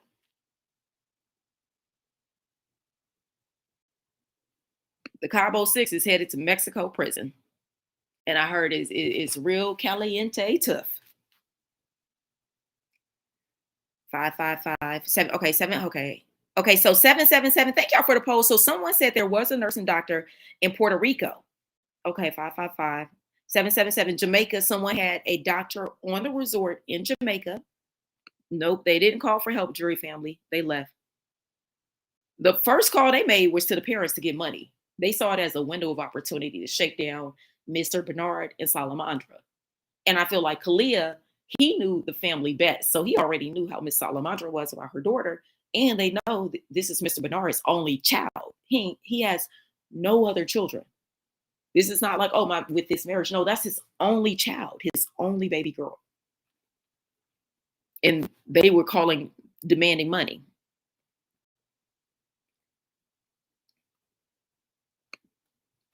Jury member Sharon said Khalil Cook called her boss, aka Big Money. He was jealous. And you know, I always look out for people who, hey, big time, just too much. It's just a little too much. You just be like, I always kind of side-eye that energy.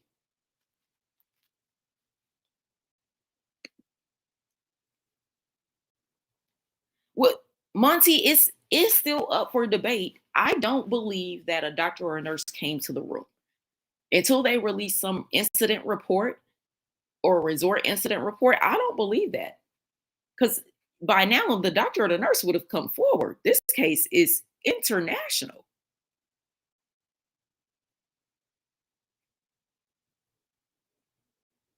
Somebody said, who's Leonard? I don't know. Somebody over there. I don't know. I don't know the Leonard guy. I just saw one day he had added me with a video, and it was just something weird. I just clicked off. I was like, oh, low vibrational. She's like, oh, she's cute for a dark skin girl. Weird, sir.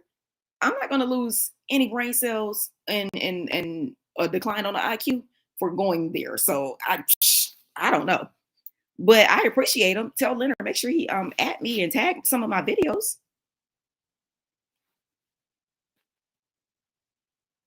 Leonard say, why she not working on the Tuesday? He like, well, he the plantation robber. You better go to work, gal. Boy, you don't run nothing on here. I work when I want to. How do you even contemplate calling an ambulance? Well, when you travel the resorts, they'll have posted policia. They'll tell you the number, or they may tell you if you're calling the police, press, country code 4, then 911. Like they usually have signs posted. And one resort I stayed in, what resort was that? Playa del Carmen.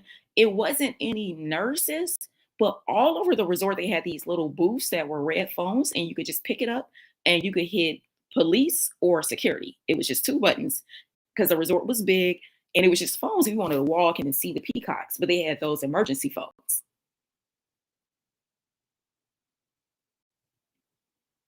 Nikita, email me KourtChronicles@gmail.com and we'll put it up on the board.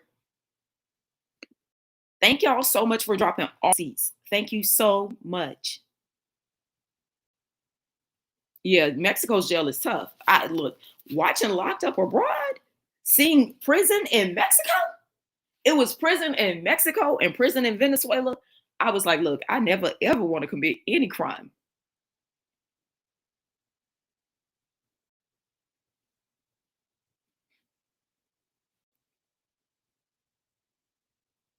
Right, the rest of the resuscitate, that's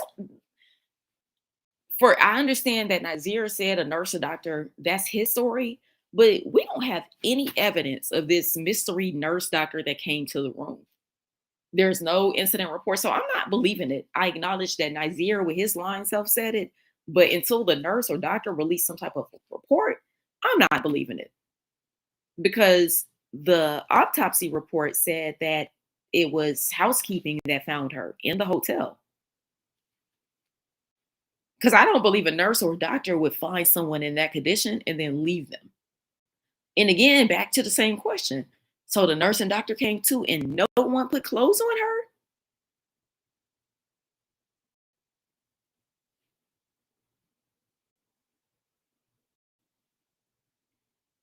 Gloria, I see you, but I'm going to be careful with that because, y'all, I don't want to disparage Shanquella. I'm not going to disparage her reputation in trying to get her deleters apprehended and locked up. So we got to make sure we exercise tact with it. And also we have Shanquella, some of her family members in the chat. So please be respectful. I'm not going to disparage her intimacies and her relationships, but we're trying to unpack what happened. So please keep it kosher.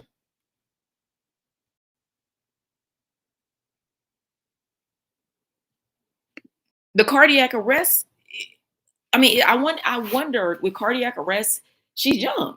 So maybe you go into cardiac arrest because you're shocked and you're having a panic attack. And I also wanted to know if Shanquella had a history of asthma. But the cardiac arrest doesn't even, I don't know what that was about. But what I thought, and I said, I'm just curious.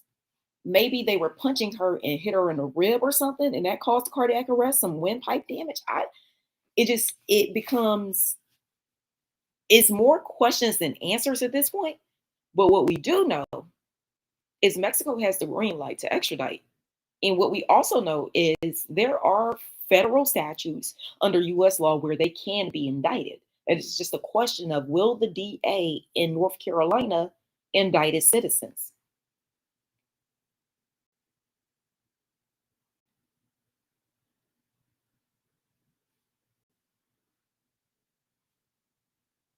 Okay, so y'all, the autopsy report is in the slideshow. So when it comes, I'm going to pause it so we can just zoom in and do an analysis of that. And I know someone said they're going to send me another report, so we'll side by side and unpack everything.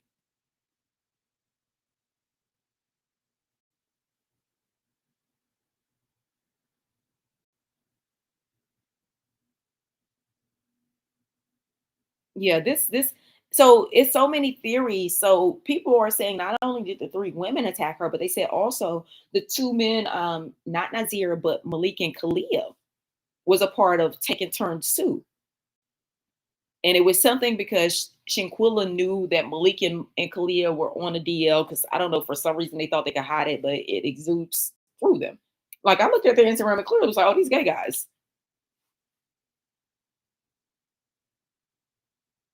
Yeah, so I think Nazir had a crush on Shanquella. But you know, Shanquella is all the way a dime, got it going on. She was out of his league. Just looking at just right, you just look at just being honest. Nazir couldn't keep up with Shanquella. She, you know, taking her trips, wearing designer, and he was struggling, scraping and scrambling. And we know Nazir couldn't keep up with Shanquella because the first thing all them did as soon as it happened was come up with plots on take the money, swipe the credit card, call the parents, ask for money.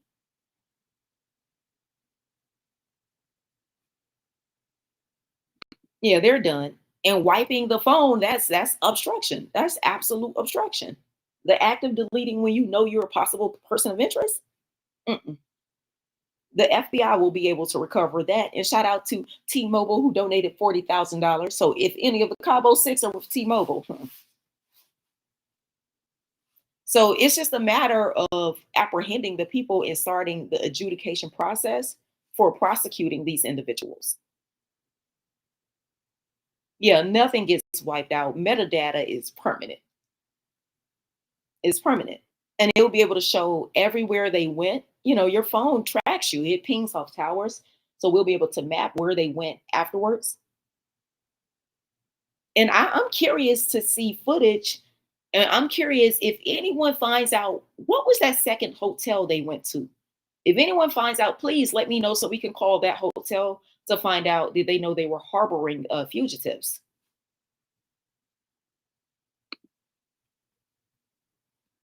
Yeah, I want to know the second hotel they went to because they left the villa. So you know they know. Listen, you don't leave a private villa to go cram up in a hotel room. That's not how people move.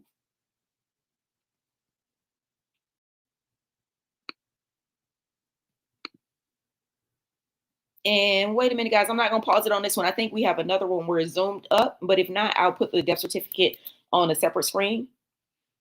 And there's the injury from the death certificate where we see the spinal cord injury in atlas luxation. But let me pull it up so we can look at the location of who found her and unpack everything.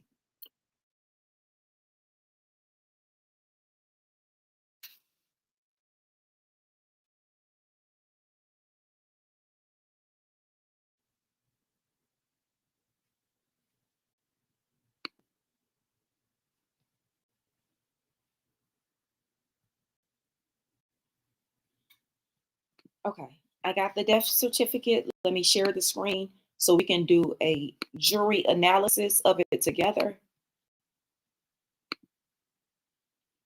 Okay, jury family, can everyone see it? I want to make sure we got this. And this is the New York Post who put a copy of the Secretary of Health's death certificate for Shanquella.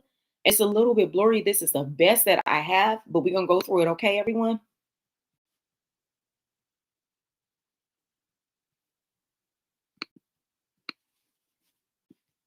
Okay.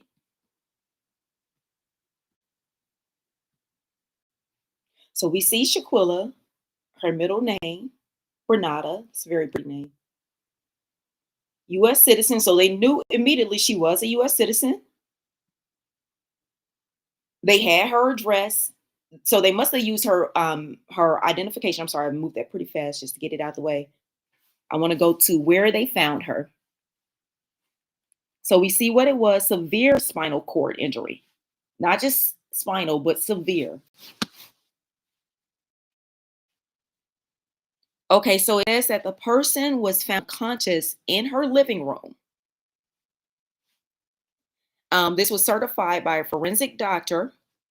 The doctor's name is Renee Galvin, Dr. Renee Galvin. Let me see if her phone number's here because I don't see it. I'm pretty sure she's probably not going to take our calls, but we can try. Got the resort information, the residence.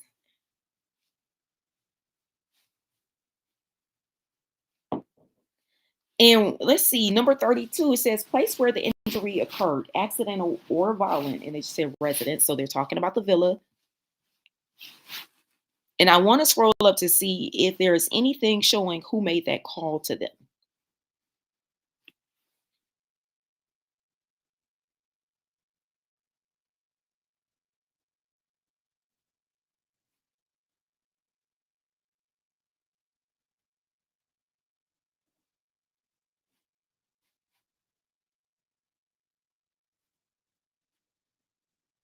And it's blurry, but y'all, this is what we have. So she was found in the living room. And let's see, we said approximately window from passing. That's the 15-minute window. They're letting us know what the severe spinal cord injury and atlas luxation is. And that's when it's totally separated. I'm trying not to be too gruesome with the description.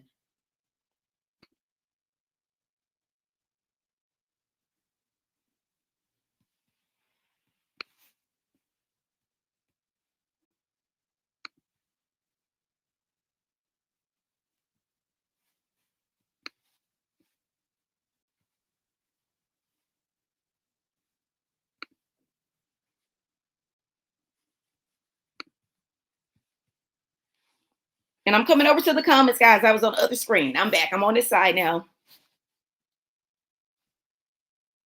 Yeah, Kalia was a friend of me. He was a fake friend. He grew jealous. And you got to remember, they went to college together and, started from the bottom. When you're in college, everybody broke together. And then she turned into the boss in money bags. So at this point, we have Kalia with the video saying they have a DEAD body. Miss Salamandra has spoke out to the news and informed us that these people, unbeknownst to her, had deleted her daughter, but they were in her house comforting her, rubbing her hand, talking to her, just for 3 whole days. They're coming every single day. Brought the suitcase, sad eyes, just really getting a Oscar performance. Okay, jury member Sharon said, I heard she had 2 phones and her mom has one, but the other phone did not get back. So there are 2 phones. That makes sense because most entrepreneurs have a business phone and a personal phone. So I'm curious which phone went missing and where is that missing phone? Because concealing evidence, if they have that phone in their possession in the United States, that is another charge for the federal prosecutors to add to the indictment.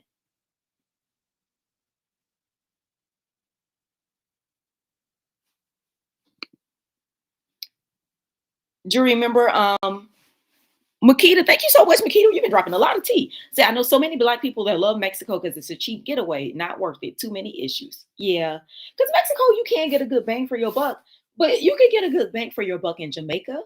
You could get a good bang for your buck on a low in Belize if you go during the right season. Costa Rica. So Mexico ain't the only place. It's other vacation spots. Honestly, Cabo is, if you're on the East Coast, that's an expensive vacation because you're coming so far. Yeah, Shanquella paid for the entire trip. She paid for the entire trip. And after they, deleted her, they rummaged through her bag, swiped her credit card, got all her cash, then called her family and extorted them for money too. And lied and said it was a medical necessity. Critical, acute medical necessity. We need 5 bands ASAP. Her dad, being a dad, he moving quick. My baby grew out of the country. He moved quick. With Deion Sanders, it's unclear if he was there the whole time or not. We do know he missed his flight, but we believe he arrived sometime, at least he was either there the whole time or arrived during it. But either way, once they pull his records, he knew what was going on because remember, we saw the FaceTiming. And I'm just assuming they FaceTiming people in the clique. I'm sure their family had a hard time with that autopsy. Yeah, I don't want to get too graphic, but atlas luxation is basically when there's a separation. If you guys could catch the drift, that's extreme. That's extreme. Yeah, Nazir was lying through his teeth. He was lying, y'all. And remember, he pulled out his Bible. Notice he never swore on the Bible and never opened it because he said he had to put the blunt down before he could deal with it, but he forgot to go back to the Bible.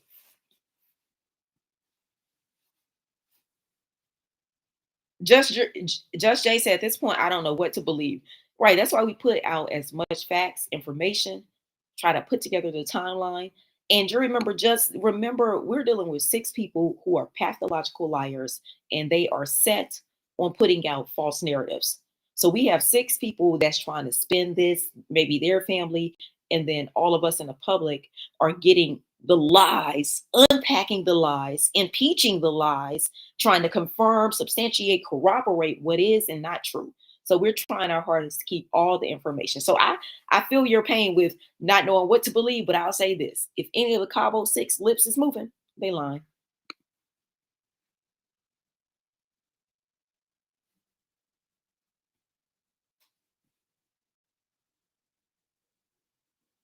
Dun Q said, where are they hiding? So it was last reported that Dejanay and Malik were hiding in hiding in Connecticut.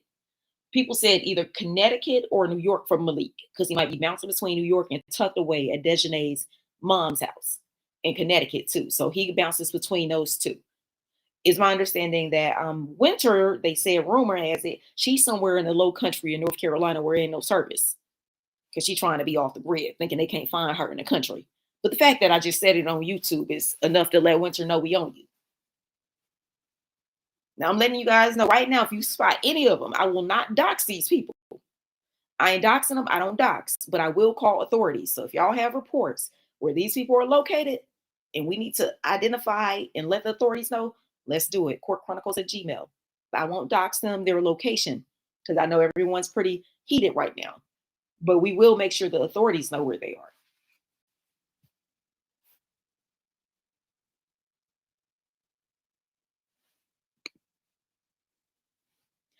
All the alleged criminals scrubbing their social media. Please don't bother. The FBI. Do you remember you sold a bomb? When I was a DA, the funny part is people would start deleting once they found out we were investigating. When I was a DA, a lot of those video models y'all think are artificial, intelligent generated bots. Those aren't real women. A lot of them are Atlanta PD. I'm telling you, there's Atlanta PD, and people will be chatting their life away with the cops. So deleting it is hilarious. By the time you are aware that the police are looking for you, it's too late. It's too late. We watch your phones for 6-9 months.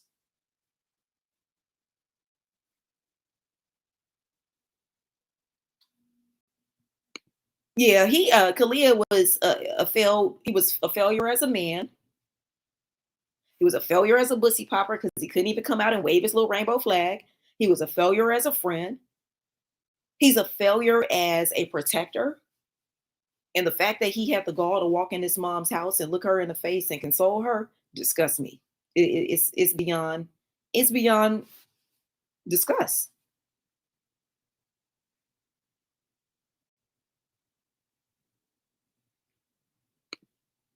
Okay, Sharon, let's go. She said, so from 6 p.m. to 9 p.m. or 6 p.m. or 9:15 p.m.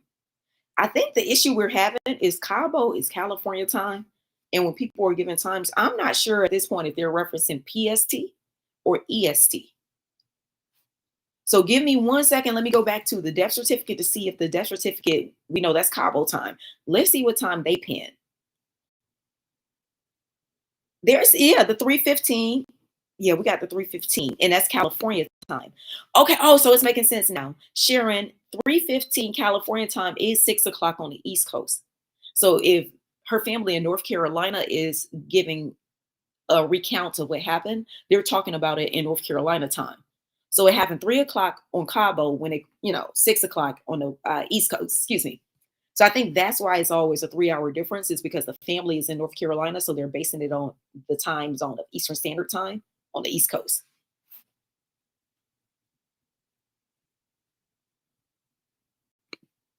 Thank you so much, jury family, everybody, for the questions, the emails, helping us put together stuff. Thank you so much. Jury member Valerie said on another video, it says that Shanquella caught Malik and Kalia bussy popping and recorded it on her phone, and they wanted her to delete the video off her phone, which is probably the reason why. And that might be a motive if they are on the DL and she caught them. She caught them in the act of bussy popping, and they didn't want people to know that they were bussy poppers. So when a man is trapped in the closet, that is fatal. They will really lash out when they think they're about to be outed, which is such a shame because Kalia and Malik, Any woman who just does not ignore her intuition, when I first saw pictures of him, I was like, oh, these little boy's gay. It's clear. You weren't hiding or deceiving anyone. So it's just such a shame. And I'm gonna be honest, I don't know if that's true, and maybe that's why they wanted to delete it. But I don't think Shanquella was gonna release that. I mean, this is her best friend.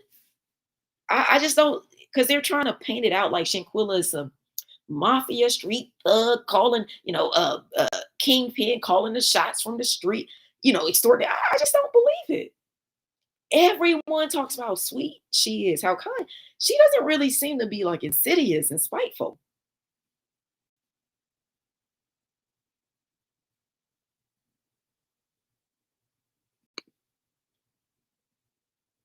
I agree, Serena.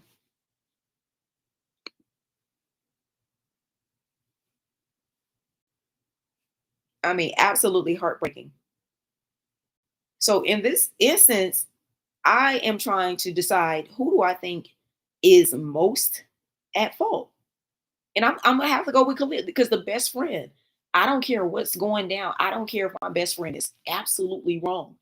Y'all not gonna sit in here, 6 people, and jump on my best friend. Y'all not gonna sit in here at 5, 4, 3, 2 people and jump on my best friend. And I'm not gonna chant, record it, nah.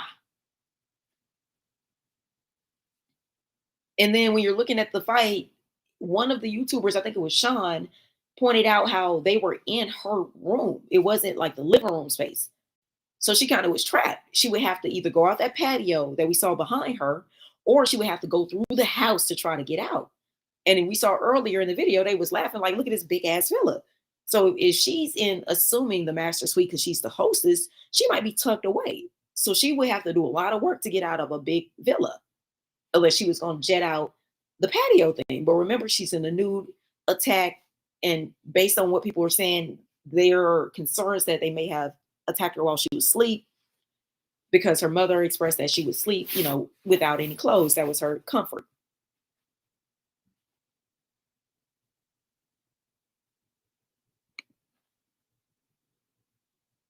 Said they were spooked. They didn't realize they could paralyze. But that's just ignorance. You can't do trauma to the body. She was a small girl. Like, I don't know what type of UFC they wrote, but UFC stuff they're watching, but you can't just go around slamming people by their neck and say, oh, I didn't expect it to go that far. We all know babies 101. When you holding a baby, the neck is the most critical thing.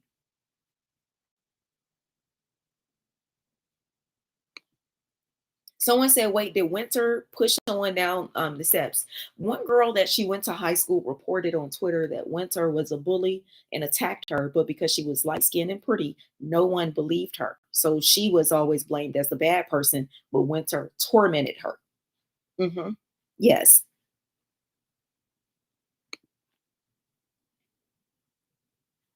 Amen. Amen. The Most High. When I'm at my saddest, when I have no answers, no justification, when I am just depleted with absolute, sadness and grief, that's when you definitely just got to turn it over to the Most High. You just be like, God, be honest and tell him, like, God, I'm upset. I don't even know what to do. But we're gonna need some God justice. We need the Most High's justice. We understand justice in the court of law. Someone, jury member said, so Teeny, I love that. Said you can go into cardiac arrest from extreme pain. Absolutely. And especially if, imagine you sleeping good, you comfortable, and someone wakes you up by way of violence. That's unimaginable. And it's 6 people welling on you and they're your friends. It's a very confusing way to wake up.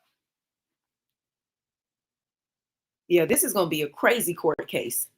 And I will tell you guys, cases where translators are involved are usually 3 times as long because the translator has to interplead. So you ask the question, then they have to say it in Spanish. It takes longer. It's a longer trial period just for the delay with the translation. So it will be a lengthy trial. Or I'm not sure. Maybe Mexico may have short circuited. Maybe they have some short circuit process with the federales.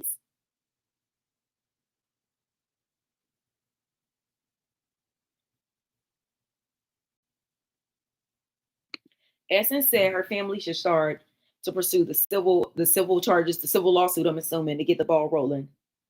Yeah, they should. Her family can press charges. But right now we have to remember it's easier to say than do because her family is still going through the grief. Like it's still shocking to them. They're still trying to figure out what happened, how did it happen. So they may not be at that point where they're like, oh, we're ready to fight yet, which is understandable because I mean, just grief like this when someone's taken away from us at the hands of someone else is even more painful. So I do hope her parents pursue it, but I'm not putting too much pressure on the family because I think we just need to give them the space to grieve.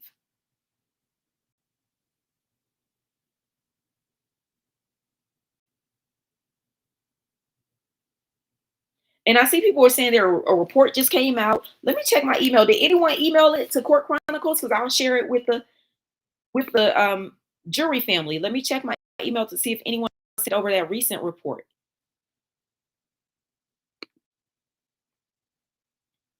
Now, Delta Airlines, I have it in my email. They hear me talking about Mexico and they just think I'm trying to travel.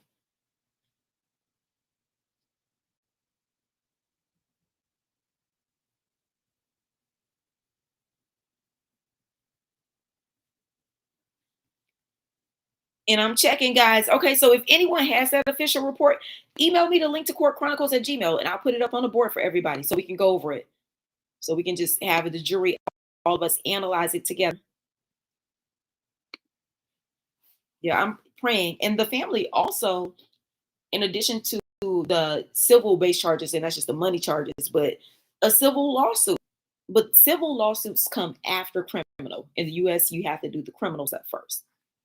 But they may want to do a civil lawsuit to just basically bankrupt them, no matter what. They ain't gonna never have no money. Just like O.J. Simpson, his civil lawsuit with Nicole was all those millions. So he just never really had financial success after that.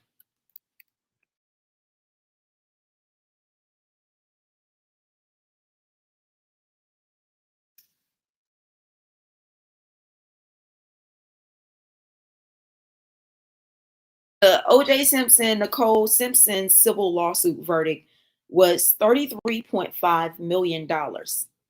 And O.J. Simpson never financially recovered from that. So that's an option for Shanquella's parents and family, even though they might not recover any money per se. There is an option for them to sue them and just bankrupt them. And it's just on principle because they probably won't get anything. If they own homes, cars, they could put liens, but that's about it if they don't have any liquid cash. But a judgment on their head will keep them forever indebted, and every penny they make will have to go to the Robinson family.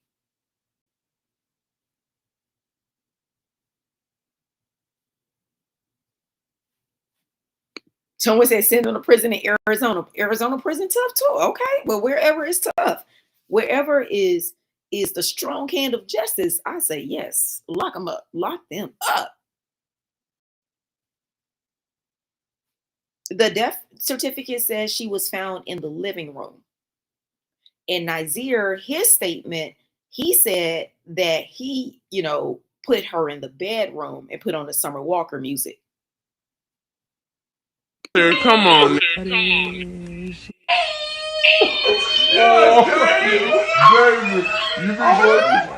First dead body. Buddy. She too full. Diva, can you email me the updated report? Because I've been live while it came out. You guys keep mentioning it. Can someone email me the report? Y'all put a lot of pressure on content creators. Show some love. Everyone's mentioning it. I keep telling y'all I can't run the whole live and do that. Somebody email it so I could put it up. We've been live trying to figure it out. Y'all all talking about this report. Please email it to Kourt Chronicles at Gmail so I can share it with the jury family while we live. Because I tried to Google it, I couldn't find it. So please email it and I'll put it up and we'll do an overview.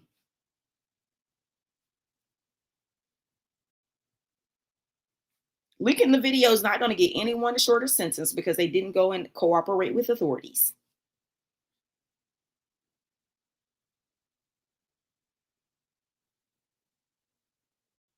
If there's any article y'all want, because I see the comments, if it's any article y'all need me to pull up, just send it to KourtChronicles@gmail.com and I'll share it with the screen. And we'll go over all of the information, because I see the updated report you guys are saying is more information, but I couldn't find it while I'm trying to just search it here. But please send it over and I will definitely put it up on the screen. Thank y'all so much for letting me know new information is coming out.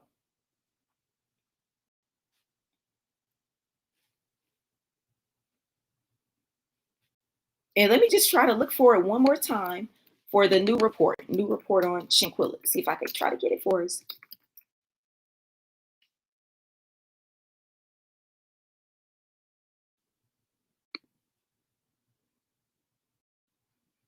Okay, one that says the doctor tried. Okay, the New York Post is reporting. Let me share the screen. Here we go. I say, y'all, this case is moving so fast, and y'all, it's the holidays, and I work full time. So please, I'm on the road traveling. If you got something, send me an article. Please don't send me any other content creators stuff from YouTube though. Send me a tweet. Send me a article, TikTok, Instagram post. Please don't send me any other content creators' work.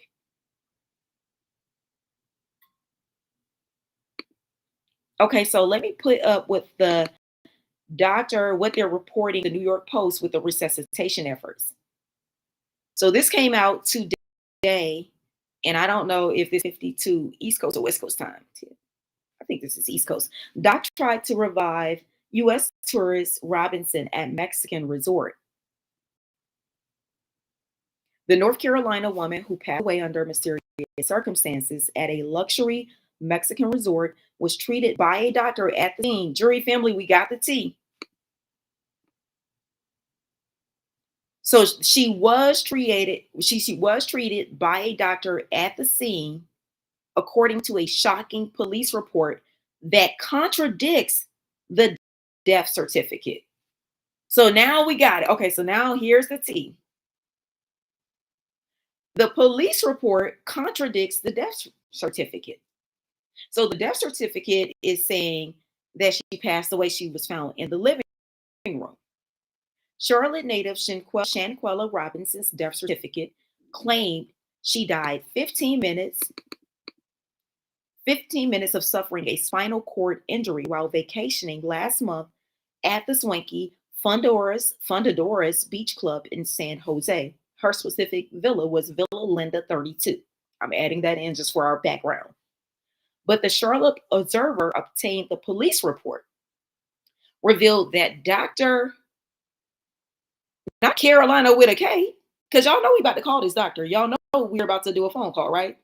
We're absolutely about to call this doctor. So let me get his information. Okay, so I'm gonna come back to the article, but we're gonna call the doctor next. According to the police report, which the paper obtained from a journalist with the Spanish language Metropix Medical, assistance was requested at 2:13 on October 29th.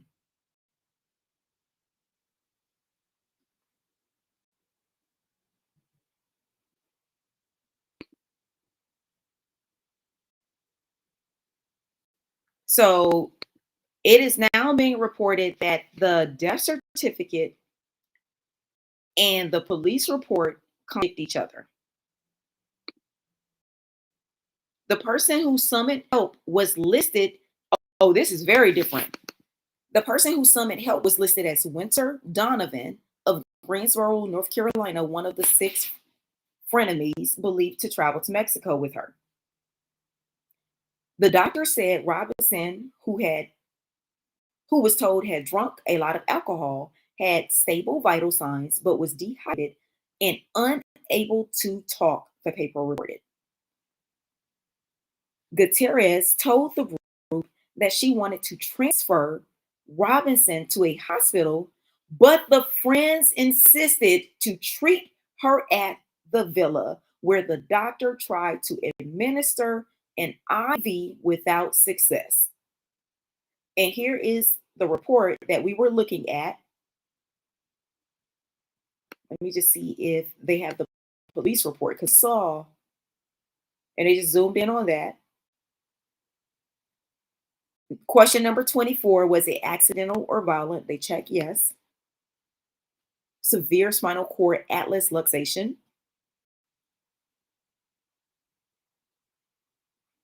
And this is helping us build our timeline. About an hour, Robinson suffered a brief seizure, states the police report cited by the paper. So, flag on the field, jury family, flag on the field. The police report is saying it was a seizure. At about 4:20, the patient's friend named Winter Donovan called 911 to request an ambulance. Hold on, because Winter made another call at 2:13. Okay, well, I'm not. So, according to the police report, which the paper obtained from a journalist with the Spanish language Metropix, medical assistance was requested at 2:13. But then when we scroll back down here, it says that Winter on at 4:20. So 2:13 called for medical assistance. 3:15 autopsy approximates the passing. 4:20 they're calling, but let's scroll back up because I think this is very important. And it shows that the doctors were derelict in their duties also. The doctor said Robinson, who was told had drunk a lot of alcohol, had stable vital signs, but was dehydrated and unable to talk. So now this makes sense why the doctor, but if the doctor saw bruises, why wasn't that reported?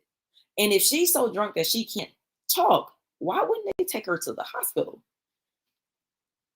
Gutierrez told the group she wanted to transfer Robinson to a hospital, but the friends insisted that she be treated at the villa.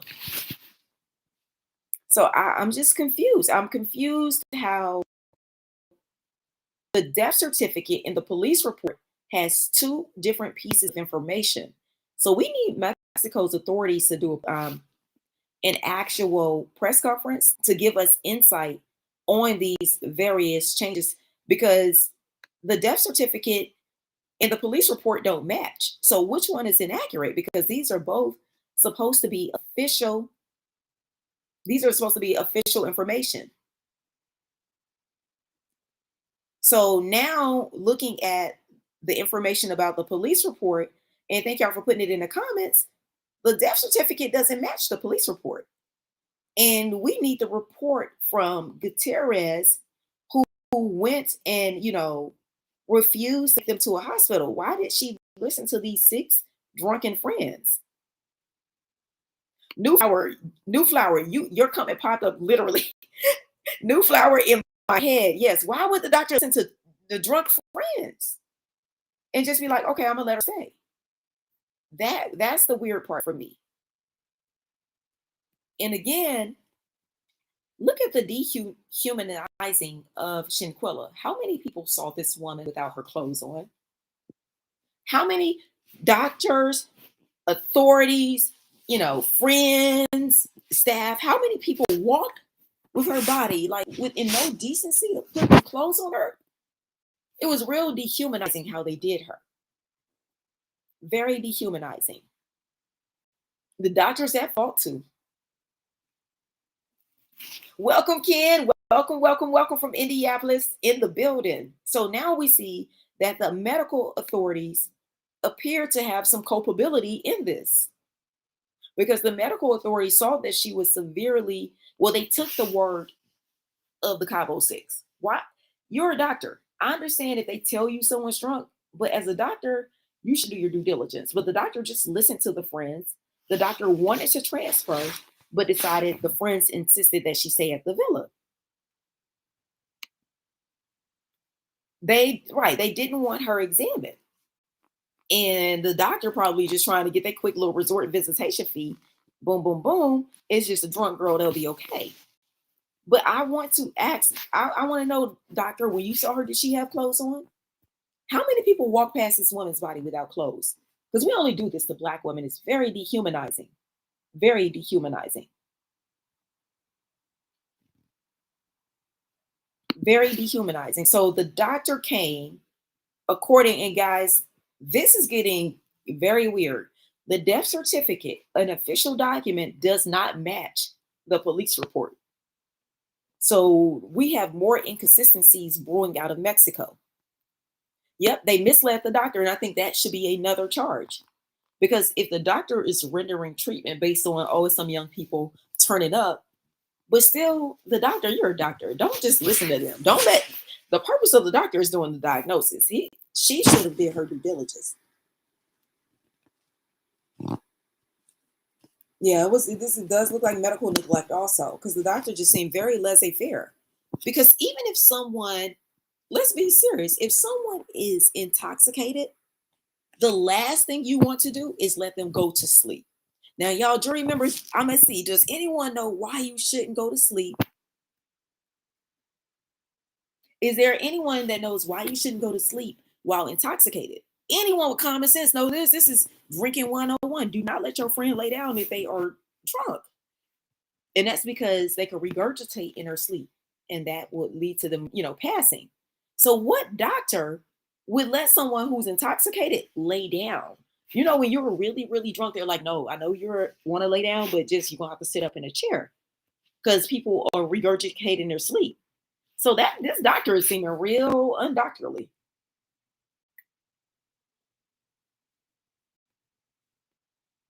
So they misled the doctor. But it doesn't make sense, because now I'm thinking about it. If you are blackout intoxicated, you're not supposed to lay flat. Yeah, the FBI in Charlotte has opened an investigation, the field office in Charlotte. I don't know if the family checked for that, Lady Love. I don't know if the family checked for that. But I feel like they did get a private autopsy, so that would have showed up if it was something. Because remember, once the family got the body back, they didn't trust the story. It wasn't feeling right. So her mom and dad spent the money to get her home, and then spent money for private autopsy to get more confirmation.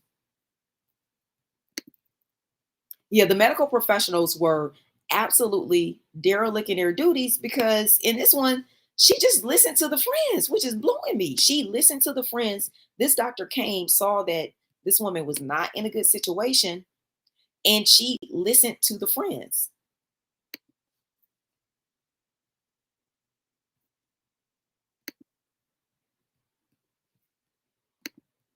So the doctor tried IVs, and IVs people, give you when you are dehydrated from alcohol.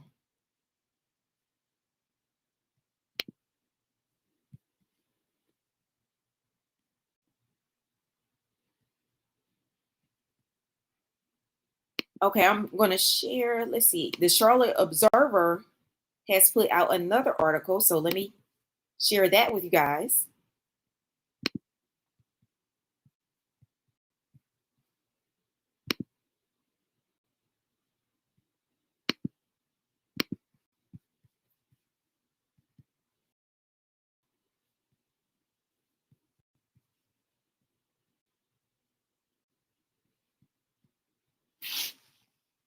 Okay, let me see if I can share the Charlotte Observer. Pardon me, my computer froze for a second. It doesn't like when I have all these tabs open. Okay, so we have reports from the Charlotte Observer. Let me try to get this up on the screen.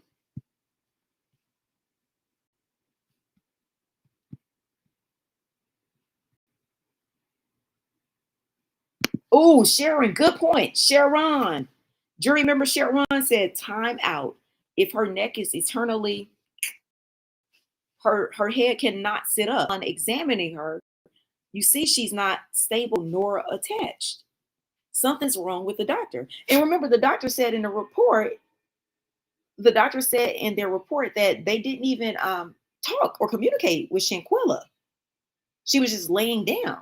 So what type of examination did the doctor perform? Buddy.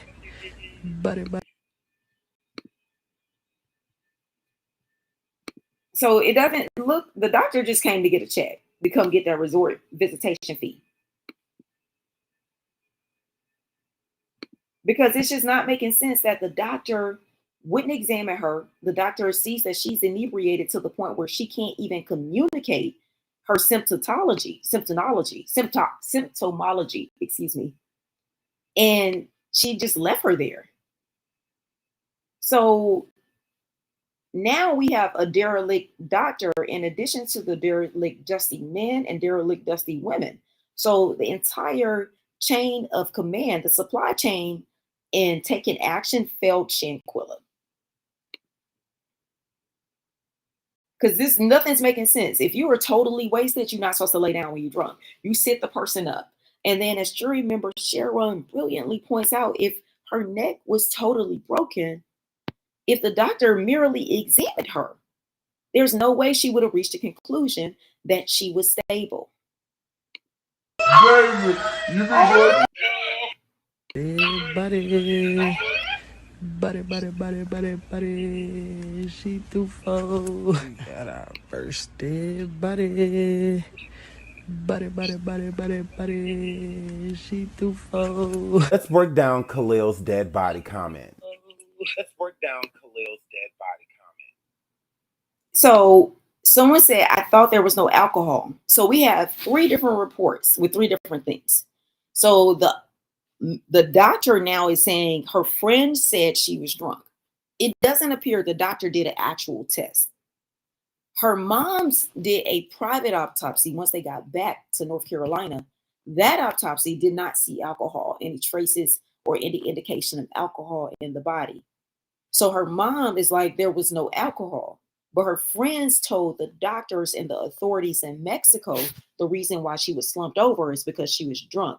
So the misinformation in the reports are the byproduct of all the people's lives, which goes further into the point that these people need to be at least arrested in the United States for obstruction of justice, because we have official reports with different information.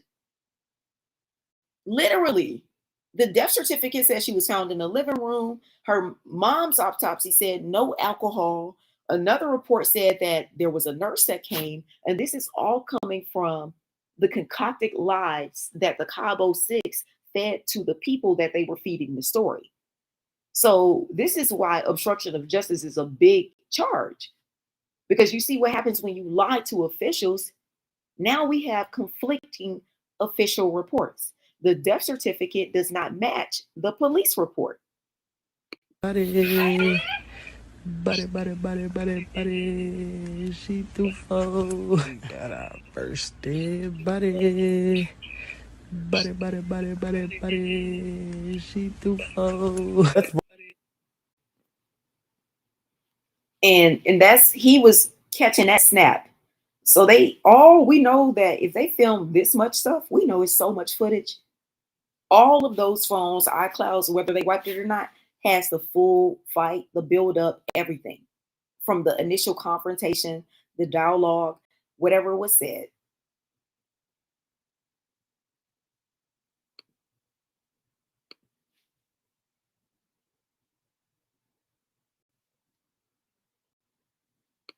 Yeah, karma is absolutely coming. And now, I mean, we saw it play out in real time, because we've been on this live, 2 hours and 13 minutes. First half, we're going through the death certificate. About an hour and a half in, people were saying that's not the right info. And now we see there are official reports with conflicting information. And at the root of this were the Cabo 6 feeding officials and authorities lies. So even when they called allegedly for help, they lied to the medical personnel and said she was drunk and let her stay in a room. So this woman gave her IV and let her lay down. Meanwhile, her neck was broken. Dejanay was in the video attacking Shanquella, and Mr. Bernard Robinson, Shanquella's father, also mentioned a video with Winter coming in for the final choke slam. But once the federales and the FBI apprehend these suspects, they'll be able to start going through everything to put together what happened in Cabo and really just do the whole trail from the United States to Cabo. And shout out to Kyrie, y'all, because he did donate $65,000 for the funeral efforts for the parents of Shanquella to take care of her services. So we're dealing with severe pathological character flaws. Absolutely.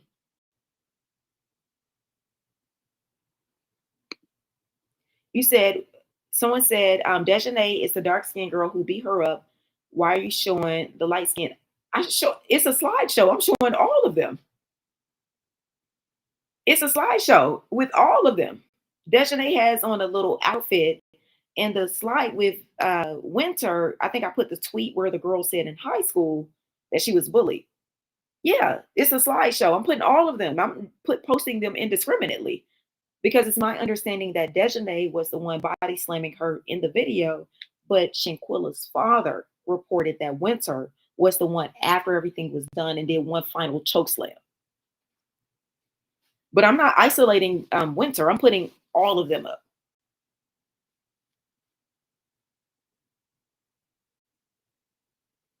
Hey, Michi, welcome, Michi. Thanks for joining, Michi. We got Michi in the building. Jury family Michi coming through. And Michi, just to let you know, I don't know if you just got here, but we just learned that the death certificate and the official police report reflect different information. The information doesn't match.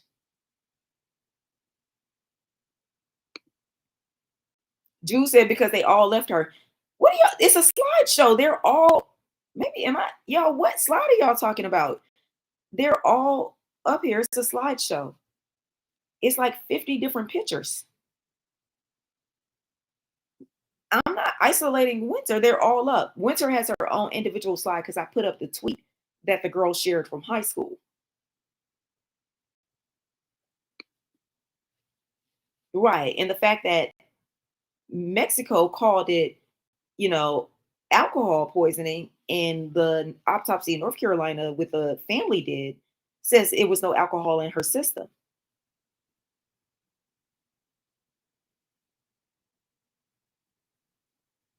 Well, if they lurking in these comments, I mean, look, keep on lurking in these comments so the FBI can run your URL and reverse engineer it to get your exact location.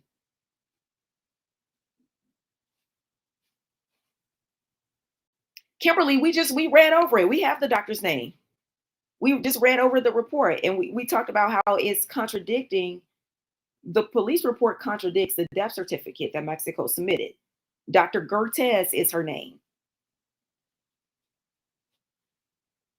And give me 1 second because I need to try to pull up Dr. Gertes' contact information.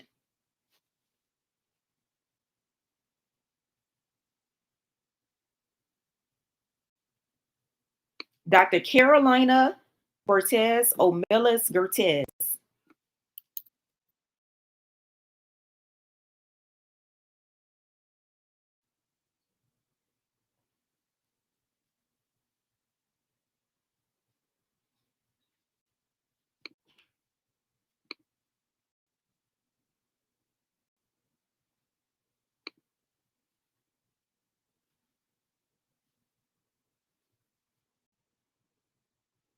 Okay, so we have a new timeline fresh from the Sun.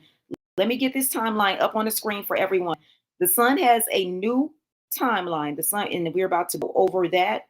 So let's look at this new timeline as we try to put together what happened with Shanquella.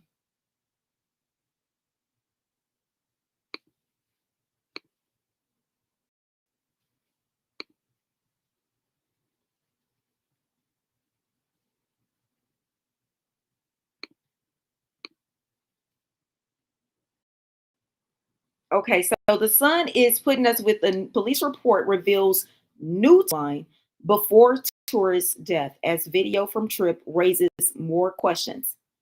And y'all, this dropped today. This is new today because we know the timeline. We're constructing it. And remember, guys, as we make the video, all of us are content creators are working, but we are literally having to dissect what the Cabo, all the lies the Cabo 6 put out. We have dissected, try to find receipts, contradict, impeach, and really figure out what happened because we're dealing with pathological liars. So cops have now redefined the chronology of the fateful event. that the 25-year-old from Charlotte, North Carolina, passed away. As Shanquella, with her little beach outfit, looking very fly, enjoying herself. The police report into Shanquella Robinson suggests an alternative timeline. The 25-year-old passed away on October 29th during a trip to Mexico with frenemies. Disturbing footage appeared to show the entrepreneur and stylist, because I don't know why the son is just trying to reduce her to a hairdresser when she's almost a millionaire. Like, son, that has a bit of a racist tone. She's a cosmetologist and she's an entrepreneur. Being attacked in the villa. So we got that footage. The tourist was vacationing in a luxury Mexican villa in Cabo to celebrate a pal's birthday before her shocking death on October 29th. It was previously reported that Shanquella had suffered from fatal alcohol poisoning and was sick before she was found unalive by a doctor. But amid speculation about her true cause of death, the revelation of excerpts from a police report has fueled even more questions. It states that the stylist / entrepreneur was in fact alive when medical help arrived. A doctor from a local hospital was reportedly with Shanquella and her friends in the property for nearly 3 hours. What? Before she was pronounced dead? The doctor was in the room too? Wait a minute. Wait a minute. Wait a minute. Flag on the field. Flag on the field. Flag on the field. This report is saying the doctor was in the room for 3 hours. Let me go back because I know my eyes did not read that. Let me just double back because I just know I didn't read that. Sorry, guys, I'm getting this in real time. So it's just...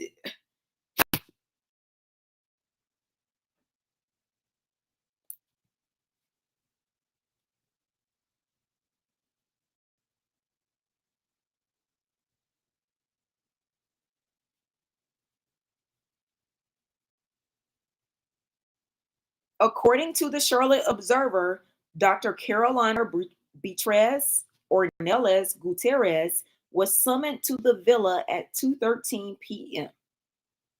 She reportedly arrived around an hour later and is said to have been informed that Shanquella had drunk a lot of alcohol, so she had decided to administer an IV, which was unsuccessful.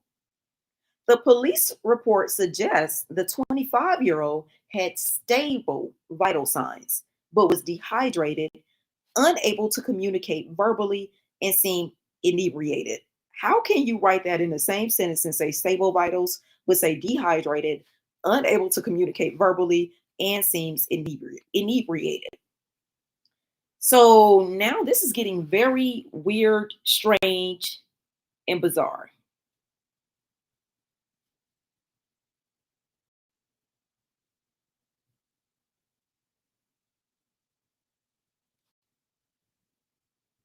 They are saying on another channel, in one of the videos, she's still employed by her company. Y'all find out the name of the company so we can definitely call them. So let's go back to this timeline and then we will end the live. Our last thing we'll go over after we go over this timeline is to try to call Dr. Gutierrez so I can ask her some questions to figure out what's going on. So Dr. Gutierrez allegedly told the two friends that she needed, not suggest, but needed to, medical necessity, needed to go to the hospital, but the group insisted she was treated at the villa. The report states the medic had been there for nearly an hour. Okay, so not 3 hours, nearly an hour when Shanquella began to have a seizure, which lasted less than a minute. At around 4:20, a male acquaintance reportedly called 911 to request an ambulance as she struggled to breathe. Now, this does not match the death certificate. The death certificate says she was found in the living room. And now this is the police report with a whole different timeline. The doctor and a friend began administering CPR at 4:49 before Shanquella's pulse faded. And this is another red flag. Most doctors will not let non-medical personnel assist or intervene when they're trying to administer life-saving medical mechanisms, any type of modalities, because they are not aware of just the layman's, skill set. Most doctors will say just stand back or hand me something, but they won't have you, excuse me, physically assist. So that's another red flag. Paramedics, oh, and we talked about this earlier, so here we are. Paramedics are said to have administered 14 rounds of CPR, doses of adrenaline, and 6 discharge AED shocks without success. What's up with the number 6 in this case? 6 people, $6,000. It's like, what's up with this 6? Tired of that. When they divided the money, it was $1,666. So cops arrived at 5:25.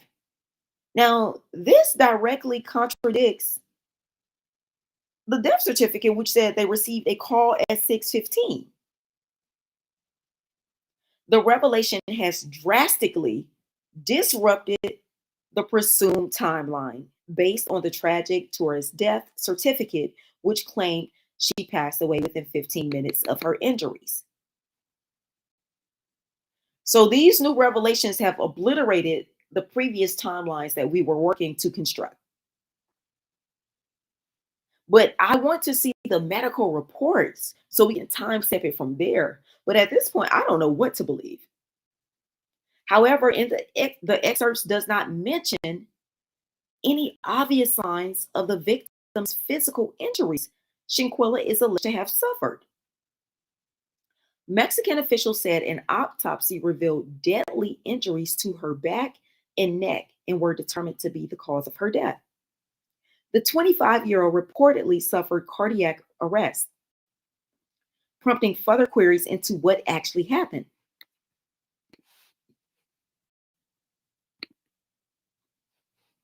The FBI are now working alongside the Mexican authorities to investigate the case amid a lack of conclusive evidence.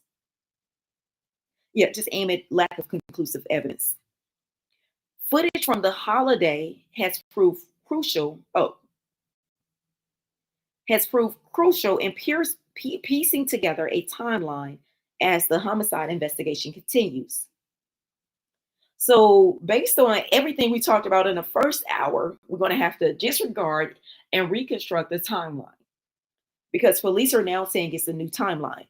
But I'm curious, why are the Mexican authorities now coming forward all of a sudden with this brand new timeline? Now, the whole time it was happening, why are we just hearing Mexico is coming up late each time? Why are we just hearing about a timeline? And why are they just giving it to us today? Well, because it's time with the timeline ain't mathing because they said the nurse got there at 2:13. So now this timeline is all over the place, but this is because Mexico's officials did not do their due diligence. They were sloppy. This is shoddy and sloppy police work. And now we have official reports with different timelines, different times of death, and we don't really have a clear, concise answer on what happened.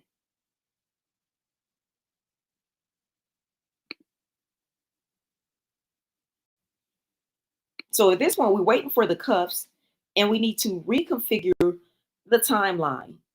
I don't know if I'll have time based on when I drive to South Carolina, but if I have time tonight, I'm going to come back on live so we can redo our timeline now that the new information has come out. But big side eye to Mexico's authorities. Why are they coming out today, a month later, with this brand new police report that we've been trying to fish and get all this information? And let's see, I'm trying to find Dr. Gutierrez's phone number so we can call her. That'll be our last activity for today. And then I will try to come back tonight since we have the new timeline. So we have to reconstruct the work that we've already put in and rebuild.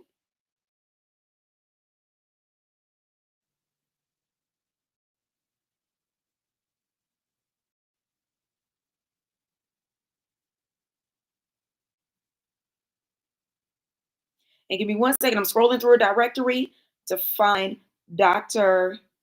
Carolina's contact information so we can call her. Find out why her information does not match the reports. We need to know. And we need to know.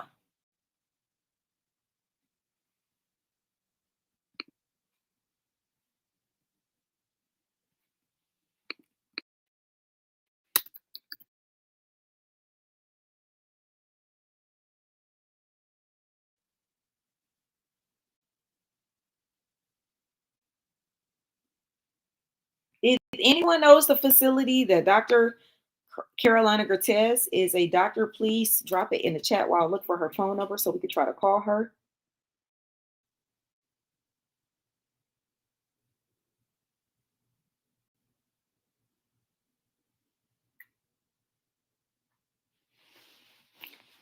All right, jury family, I found a number. I think this is Dr. Carolina Cortez. And I'm about to call her. I'll put it on speaker so you guys can listen. I'm just going to ask her, why her report doesn't really match the official one, because we need these answers. It's 2 for Dr. Caroline. One is a Texas. Ironically, on Google, one is a Texas number. That's very odd, but I am going with the first number for Dr. Caroline according to the record search to see if this is her.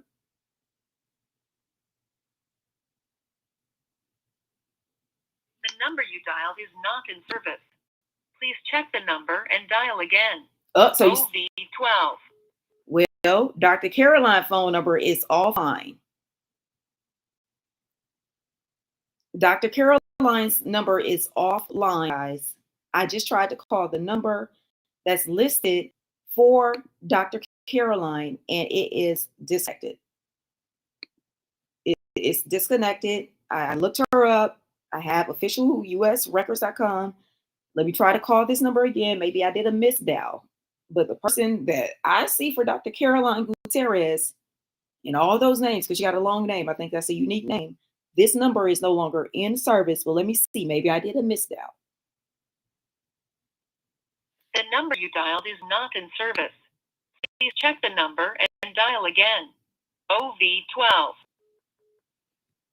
So Dr. Caroline done shut down her YouTube. So Dr. Caroline, not shut down her YouTube, shut down her phone. So Dr. Caroline she needs to answer to us because she has disrupted this entire timeline. And this is only getting the family further away from getting answers. This is a whole completely different timeline. This is reckless. This is shoddy investigation.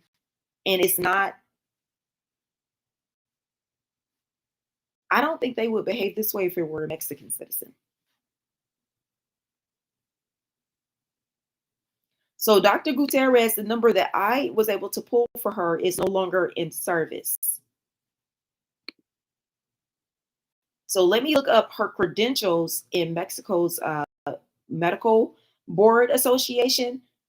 And you guys put 111 if you want me to look up Mexico's Medical Board Association and call to file a complaint on the phone, or put 222 if you want me to just do a video and record it and post it.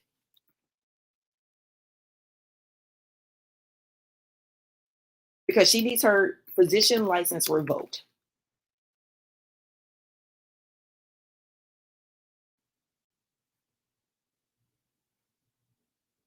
Okay, I see some votes for 111, so let me pull them up and see how we can get to filing a official complaint.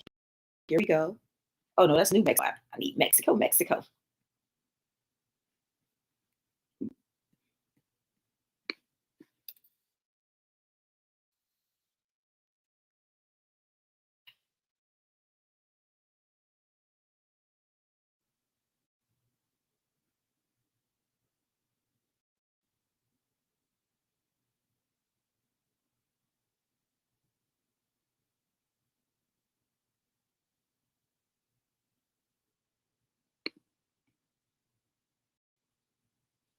Okay, let's see. Okay, file a complaint. Wait a minute. Half of this is in Spanish. Half of it is in English.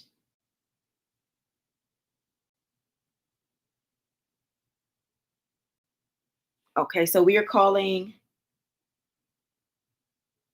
the Secretary General of International Relations to see if they will be able to guide me on how to file a complaint against them. And let me share my screen tab so you guys can see who we're calling.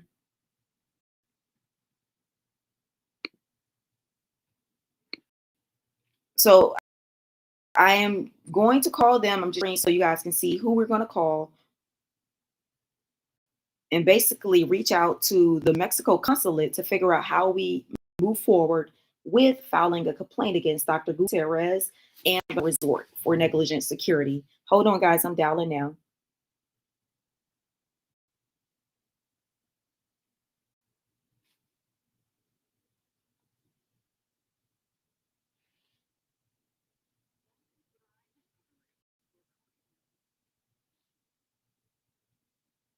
Oh, I gotta enter the country code. What's their country code?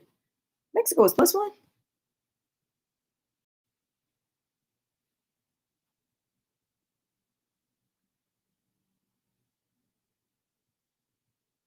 Is that the okay? Let's see. I got that number. Telephone number 5211-17-1234-1234. That's 8, 9, 10. Wait, there's too many numbers. Hey, jury family, I'm sharing the screen with the phone number. If anyone's from Mexico, can you help me read the phone, because this is too many numbers.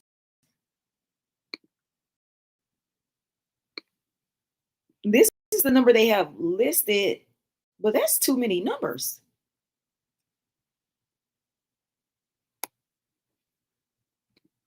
I just called and I couldn't get anything. Okay, so Gerald said 01. Okay, 52 is the country code. Thank y'all. 52 is the country. 52 is the country code. 01152. Okay. +52 is the country code. Okay, give me 1 second. I'm calling now. Thank y'all.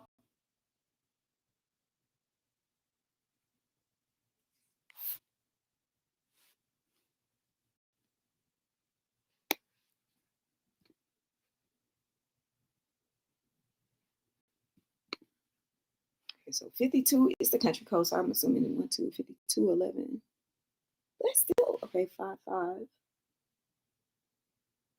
5, 2, 1, 1, 1, 7, 2, 3.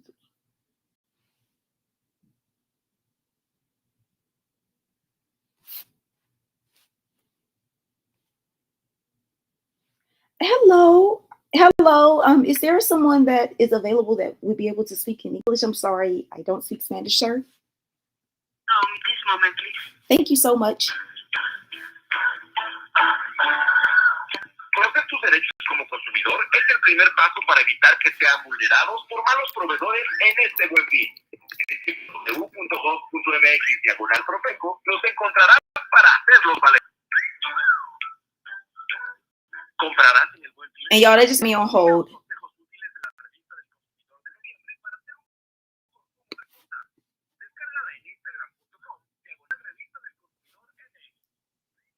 And we can find out how to file official complaints. Yeah, the answer. They just had me on hold. Thank y'all so much for telling me the country code. And I just turned the volume down because it's just the music.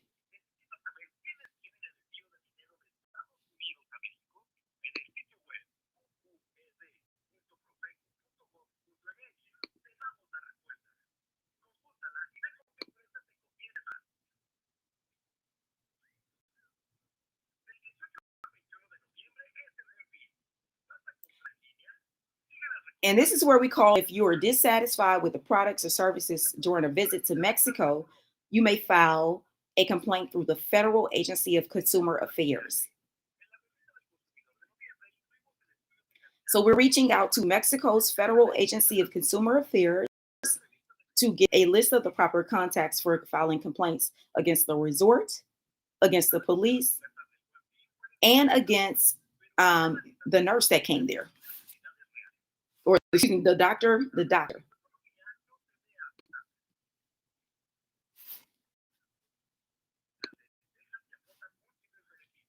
Totally off topic, but I agree. Shanquella was beautiful. Super gorgeous.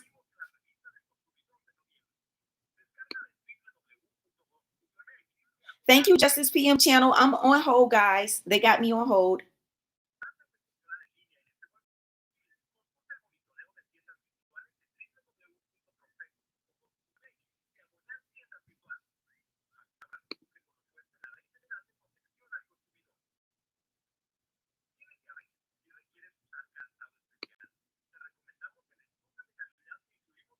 Someone said, where is y'all Black Lives Matter? Why are you trying to be decisive? Get your low vibrational energy out the chat, because I don't have no patience. I'm on vacation. Just please leave the chat. Stop trying to be negative.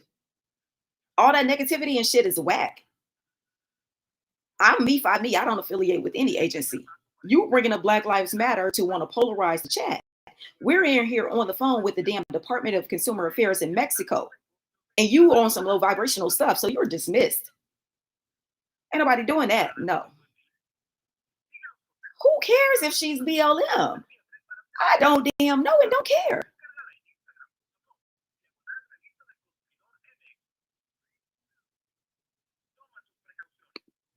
We're on the phone with Mexico's Consumer Affairs. Ain't nobody on no BLM, because you only bringing that up to bring up drama. Take that low vibrational shit elsewhere. Seriously. I've been traveling 5 days in 5 different states. I barely have a voice. And all y'all want to do is spout negativity. I've been making content in my car. Get out of here with that low vibrational stuff. You're not going to do that to Shanquella's legacy.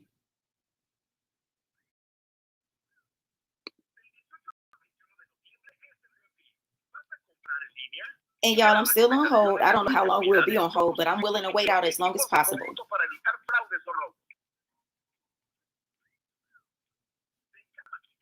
Thanks, Denise. She said, I'm not in the draw. I wasn't talking about you, Denise. It was someone else, Denise.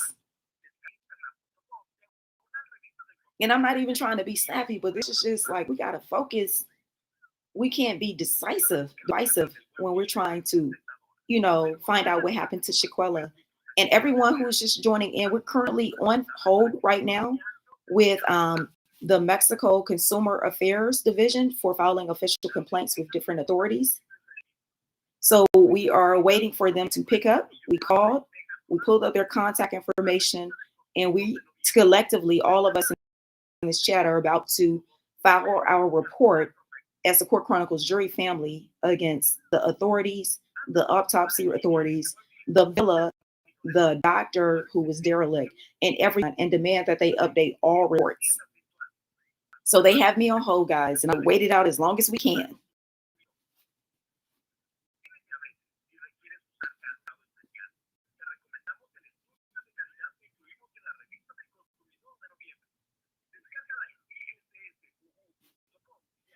Sarah said, does anyone know the ages of everyone in the group? I just know Shanquella was 25 and they went to college, so I just assumed they're about that range.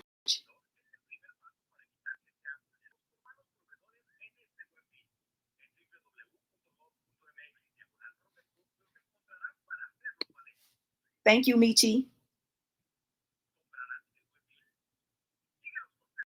Right, because we over here doing real detective work. Yeah, all under 30. I would assume, just because they went to college together and they graduated at the same time. Because when I looked on their social media, they all graduated within a year or two.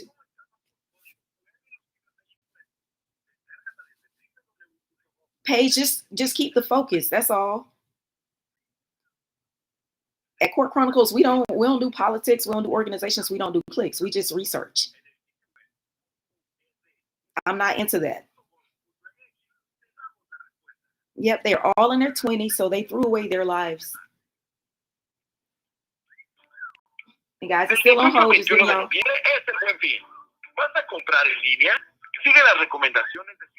And just to let y'all know, we still on hold. Thank you, Lady Lovely. Thank you. Yes, we are on hold with the Mexican officials. We are going to try to find out why these reports don't match. How can we file complaints?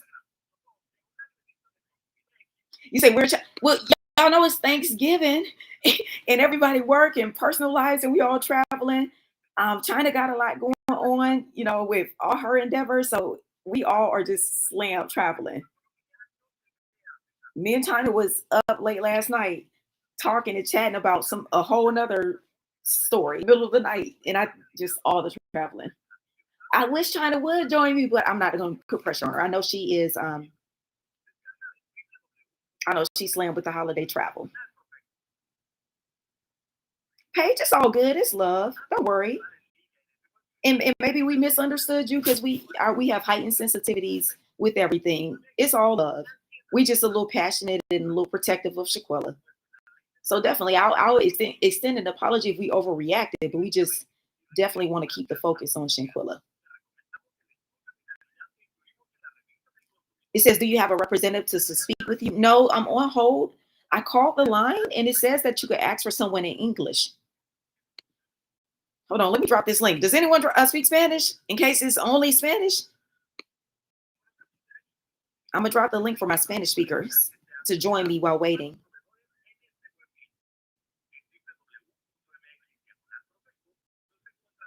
Angela said you call in the U.S. Embassy in Mexico. I can, but I can't do it in this sitting.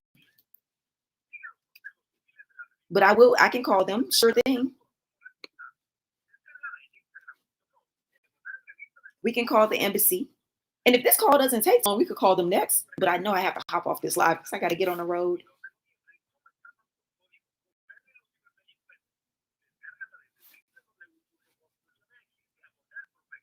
Well, Sharon, fortunately, ironically, I think it's someone named Sharon emailed me that is a Spanish translator in Kourt Chronicles. I just haven't had a chance to email her back.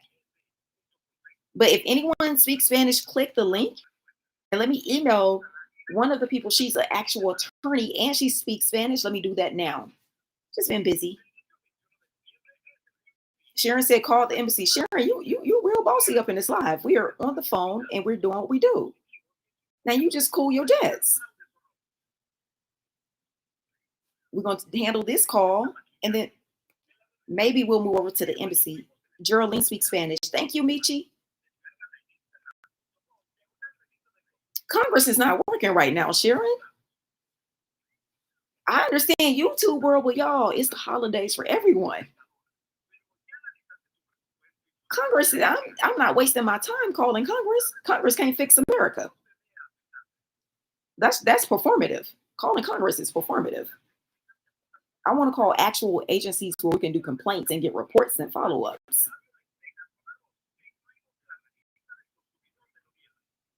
Calling Congress, that's performative. I'm not even going to pretend. I like to go to the root.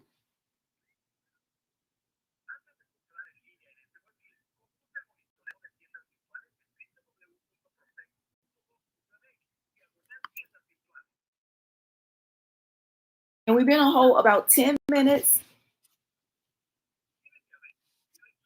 But hopefully these representatives will be able to give us all the contact information for each point of contact for all the complaints. This is the hub, so it's worth the wait. Lady Love, you habla español?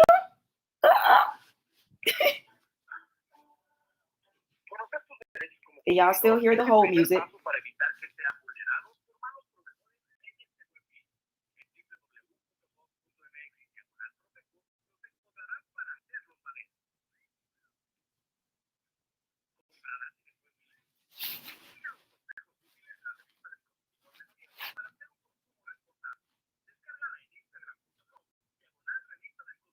Y'all said it. Y'all got me laughing. Y'all said it seems like they know what we're calling for. But it's okay. The Leos it's very hard to stop a Leo once we make up our mind. When I was 7 years old, my mom was like, I just knew that I couldn't change your mind. She's like, you were a kid, but I would not change your mind. So I'll wait. I'll have patience. I will have patience. I will wait because it's worth it for us to get the information.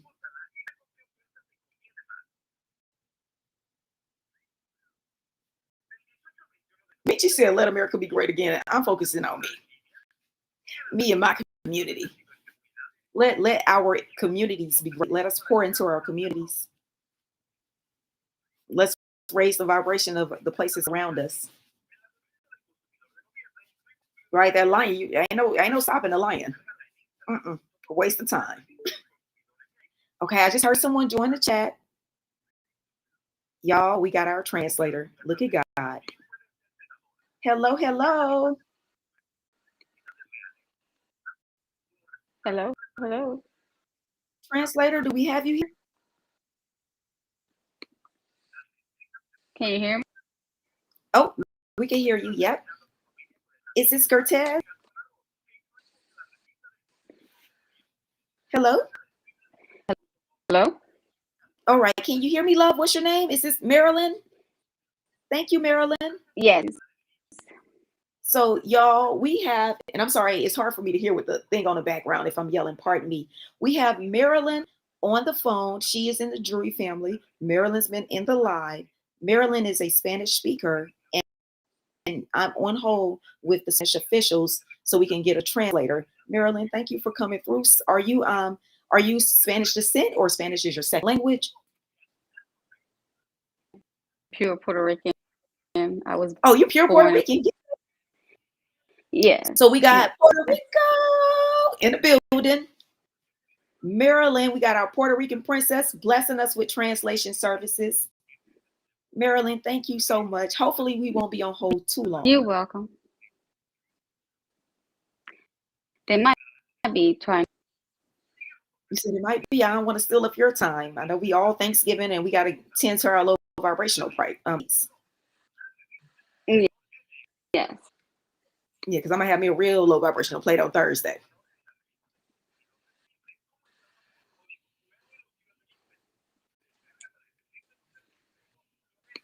Thank you, Mature Black Female Podcast. But I can't even take the credit. It's everybody, all the subs. Like, I'm so grateful for the jury family. They email me, they'll send stuff, literally send articles. Even this live is a testament to that, because we initially started out with a certificate and halfway through, it's the jury family who told me new report dropped, contradictory. We pulled that up and the police report death certificate doesn't match. And now we call in the officials to find out why. So I'm so grateful, but I can't even take the credit. Thank you so much, but it's all of us. Q said I can multitask. Get it? Are they sure she's a real doctor?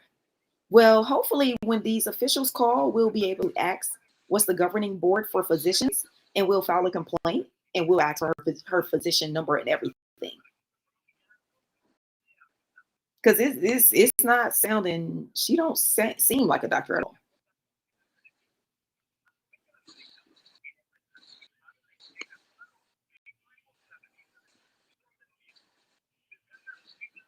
And when I Googled her, I couldn't find any medical practice. And the phone number that was listed for her when we attempted to call a few minutes ago, it was out of service.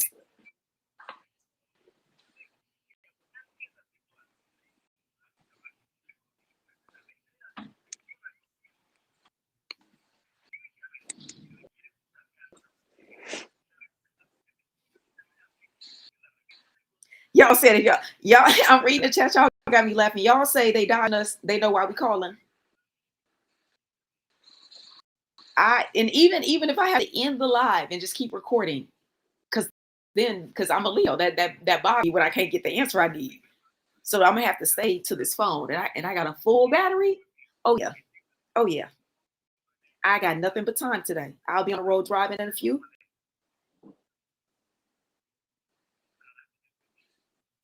Someone said, don't pass Mexico off with complaints. The family has an attorney on the case. They may let the Cabo go free. What?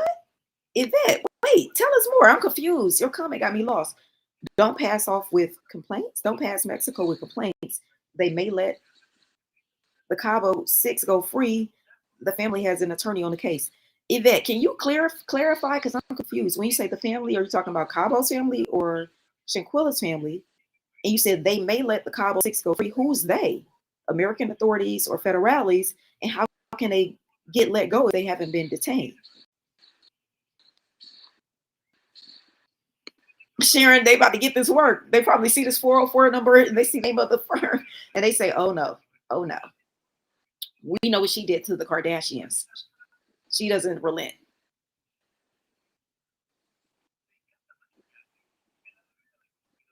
You guys think she was just a CNA or something? Lady Love said she might have been a CNA finessing and flossing like she was a doctor. Someone said no transgender. Okay. But how is she able to reach the conclusion that Mexico may let it get away with it? Where are y'all pulling? Is this just what y'all think, or is it something out in the matrix?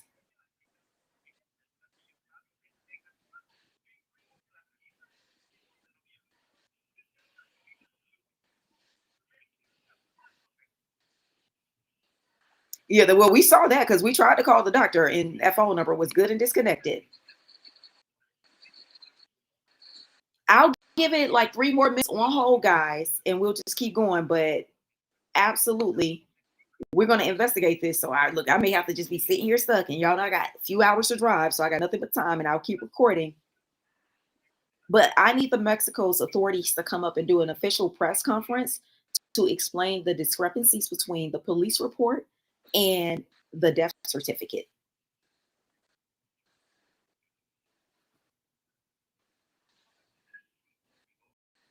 And I'm South Carolina, and it's Dr. named Carolina with a K. And y'all know we do the K theme, so I think that's so funny. You said try calling on another phone? Okay, Gerald, hold on. Let me grab my other cell phone. I'll call on the other line too.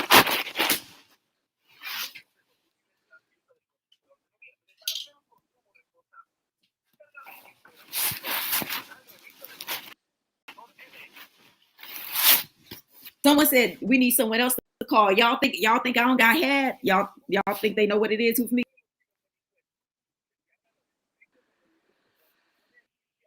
And I'm calling now on the other line. If any from what'd you say, Marilyn? Now what I'm saying is the outside call, they're gonna assume that it's someone investigating. You said if you call? Is anyone that calls from the outside has nothing to do with Mexico, the area code, they're going to know that you're calling. Oh, okay. Well, jury family, if there's anyone that lives in Mexico, please drop a comment. We may need you to call because Marilyn, our resident friend, said if they see a U.S. number, they may not answer because they know that everyone's investigating. Lady Love said I wasn't there, so I feel you.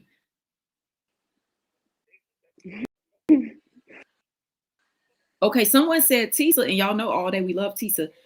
Hold on, Tisa tells. I'm a tattletale. Let me get the tattletale T. Let me scroll down.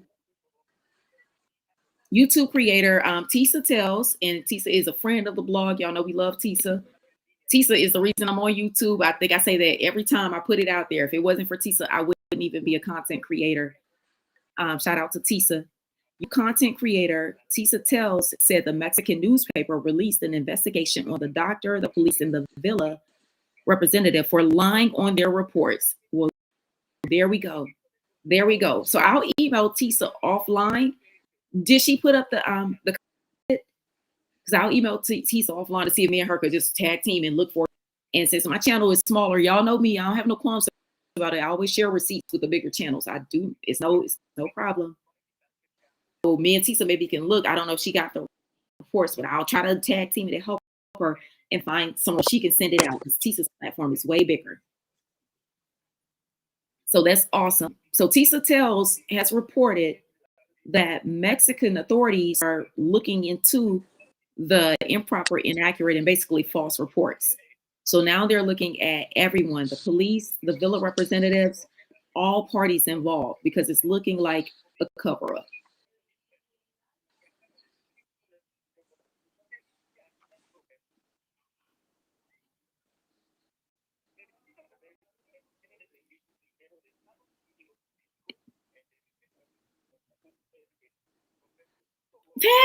Patty, a tattletale and a jury member. Whoop, whoop. So Patty's a day one. Thank you, Patty, for all the support. Thank you. Someone said, call. Well, y'all, hold on now. I got 3 phones and I need my 3rd one just in case someone want to call me. So I can't tie up all my lines. They said, call the police in Cabo. Okay. But we need to figure out which police precinct for that location. Hello? Hello? Oh, hello? Hello? Hello?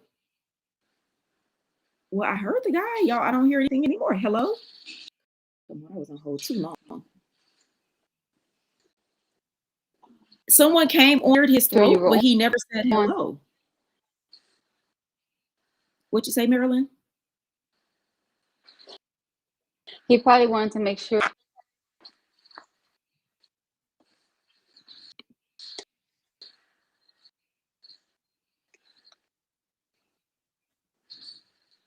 You say, I think Yvette is saying you're doing too much. I don't care.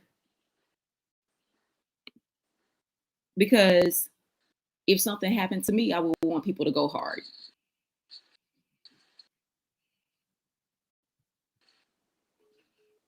Okay, and the phone just hung up. So, guys, we just tried to call the authorities and basically got nowhere. So I am going to, I saw notes about call the Mexican police. But everyone, please, everyone's home right now. Please, YouTube world, be considerate. We have families. It is Thanksgiving. I don't know if they celebrate Thanksgiving in Mexico. So please don't come on my page being rude and nasty, telling me I need to post this and that. It's Thanksgiving. I'm not a full-time content creator. This is not my job. I do this because I care about justice. Do not come on my page attacking me, demanding I need to do things and post every 3 minutes. I have worked 90 hours a week this whole year, and I'm going to enjoy my Thanksgiving, but I am going to report on this. Y'all are, I see the comments on a lot of content creators' pages.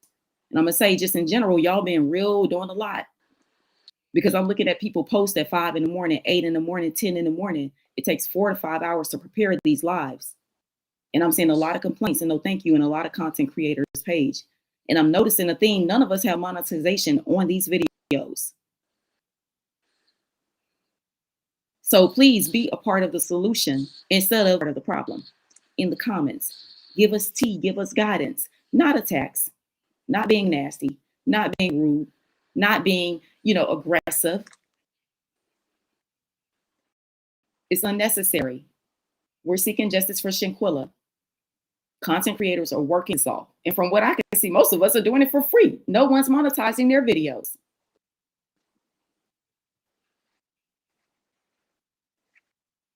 Someone said they don't celebrate Thanksgiving in the Caribbean. Good to know. So that means I'm driving to South Carolina.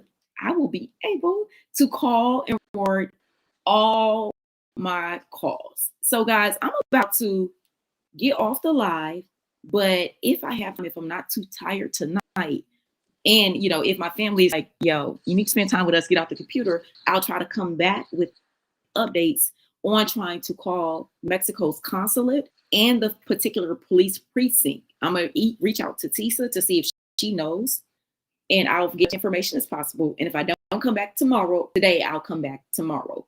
Just know I'm on the road, but I am calling. In Maryland, can you email me offline, resident translator? I may need you because I have a feeling the moment I start asking about this case, they're not going to be able to speak English. They're going to be like, they ain't going to be able to, they're going to switch it up on us.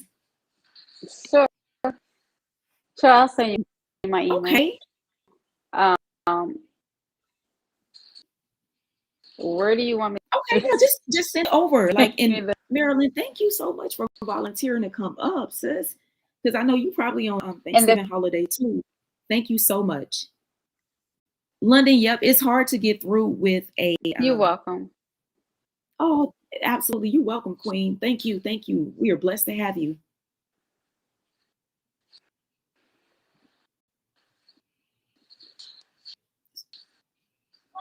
Okay, everyone. Yeah, Queen. She was Patty. She was asleep in the hammock. She was cuddled up asleep. Mm-hmm. Thank you, Michi. And I saw another question I wanted. Oh, London said, is it difficult to get through with the U.S. number? I don't know, but we are speculating because the case has so much international attention that they see the U.S. numbers, they may be ducking and dodging because they know what we're calling for. They know we got the smoke, we upset, we got answers, and they better stop playing. They better stop playing because I will fly to Cabo. they better stop playing. Like I got a 3-day window next week, and it ain't nothing but a flight. So they better answer the call, because I know they be looking in the chats. Y'all better answer the call, because I ain't doing no vacationing or nothing in Cabo. But I'll come down there to go knock on the door and talk to the manager. I'll do a 1-day trip.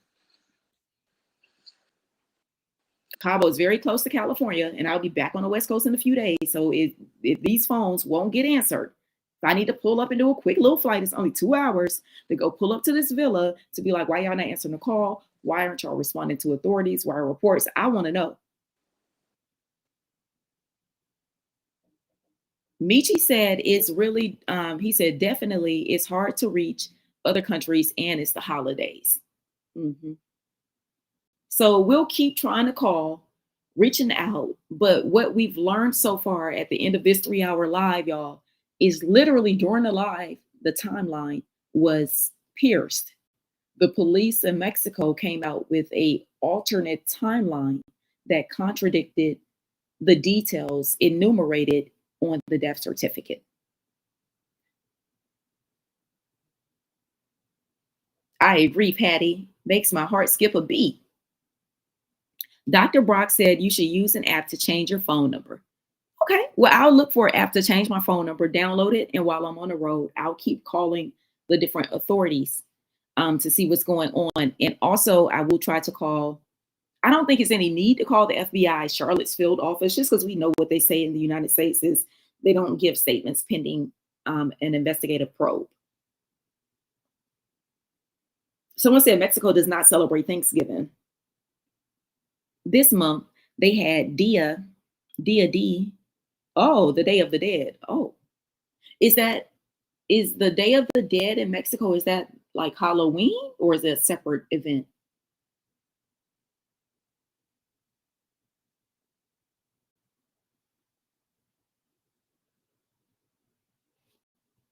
Thank you, Sharon. Sharon tells everyone, keep your vibrations high with all the traveling. Keep your vibration high. Stay prayed up. All stay safe.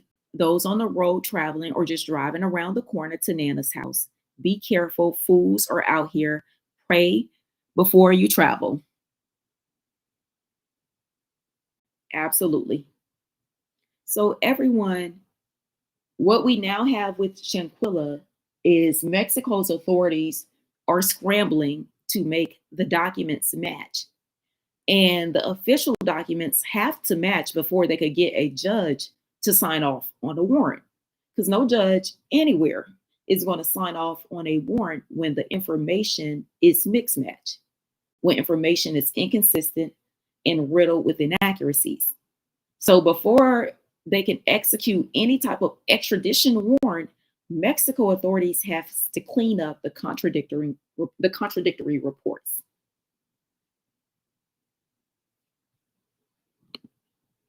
So, y'all, that's all I have on Shanquella.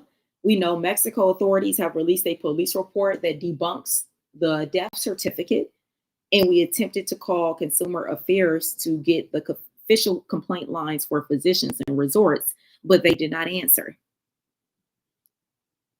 So we will be following up with more calls, and once I get on the road, if I'm not too tired after traveling tonight, I will do another live later this evening, just updating on the phone calls. Someone said, why haven't they been brought into Mexico? Because Mexico has to get a warrant. And before a judge signs off on a warrant, he has to confirm the accuracy of the information, the facts presented to him to say, yes, it's legitimate. Right now, the death certificate and the police report are mixed match. So the judge may be looking at them like, y'all have to clean this up for me to sign off on a international extradition warrant. I can't go to international authorities and my facts are raggedy as a judge. So he needs the authorities to clean up the paperwork. So it's absolutely sad. I'm grateful that things are coming to light. Very grateful for Lady Ray. Thank you for coming through. Shanquella's cousin that blessed us with her energy as she just listened in. Thank you all, Marilyn, for coming in and being a translator. For all the moderators, my day ones, Pink Honey, Deion Sanders, everything, Tammy, All y'all, Sophia, Michi, Lady Love, London G, Lucy, Truth Is. Thank you so much. Thank you so much. I am so appreciative of everybody helping to, do the work, sending the tweets, sending all the information. So super grateful. We will be checking back in tonight if I'm not too tired. And if I'm tired, that means I'll see you guys in the morning from all the driving, but definitely want to give another update. And I'm going to follow those directions. Someone said download a phone changing app where I change my phone number. So I'll change it to maybe a Mexican phone number if I can. And then I'll call the authorities and try to get more answers. So more updates to come. Thank you guys so much. This is where we are with Shanquella. Now we see Mexico's authority did a shoddy investigation and their documents and paperwork does not match. So we have to get that cleaned up before any extradition warrants are issued. Justice for Shanquella. Gwendolyn, I forgot you were a tattletale. Gwendolyn, you are a tattletale because I be seeing your comments over there now. I'm thinking about it. You said, yes, I saw Tisa's video. I've been riding with you the first night you were on Tisa. Gwendolyn, thank you for the support. Thank y'all tattletales for coming through, supporting me. Thank you so much. Thank you, Gwendolyn, for coming through for this live and with Live with the Jury. Thank you, April Coleman. Thank you, sis. So everyone praying for Shanquella's family, praying everyone has safe travels. Don't forget to bless your low vibrational plate before you eat, and just sending out high vibes, lots of love as we try to unpack the tragedy, investigate, and figure out what's happening so that Shanquella Robinson's family gets some justice. Thank you guys so much for tuning in. I love y'all. Happy Thanksgiving. I'll see you in a few hours, hopefully, if I'm not too tired, or early in the morning with more updates as we continue to follow the international investigation of Shanquella Robinson. Love y'all, jury family.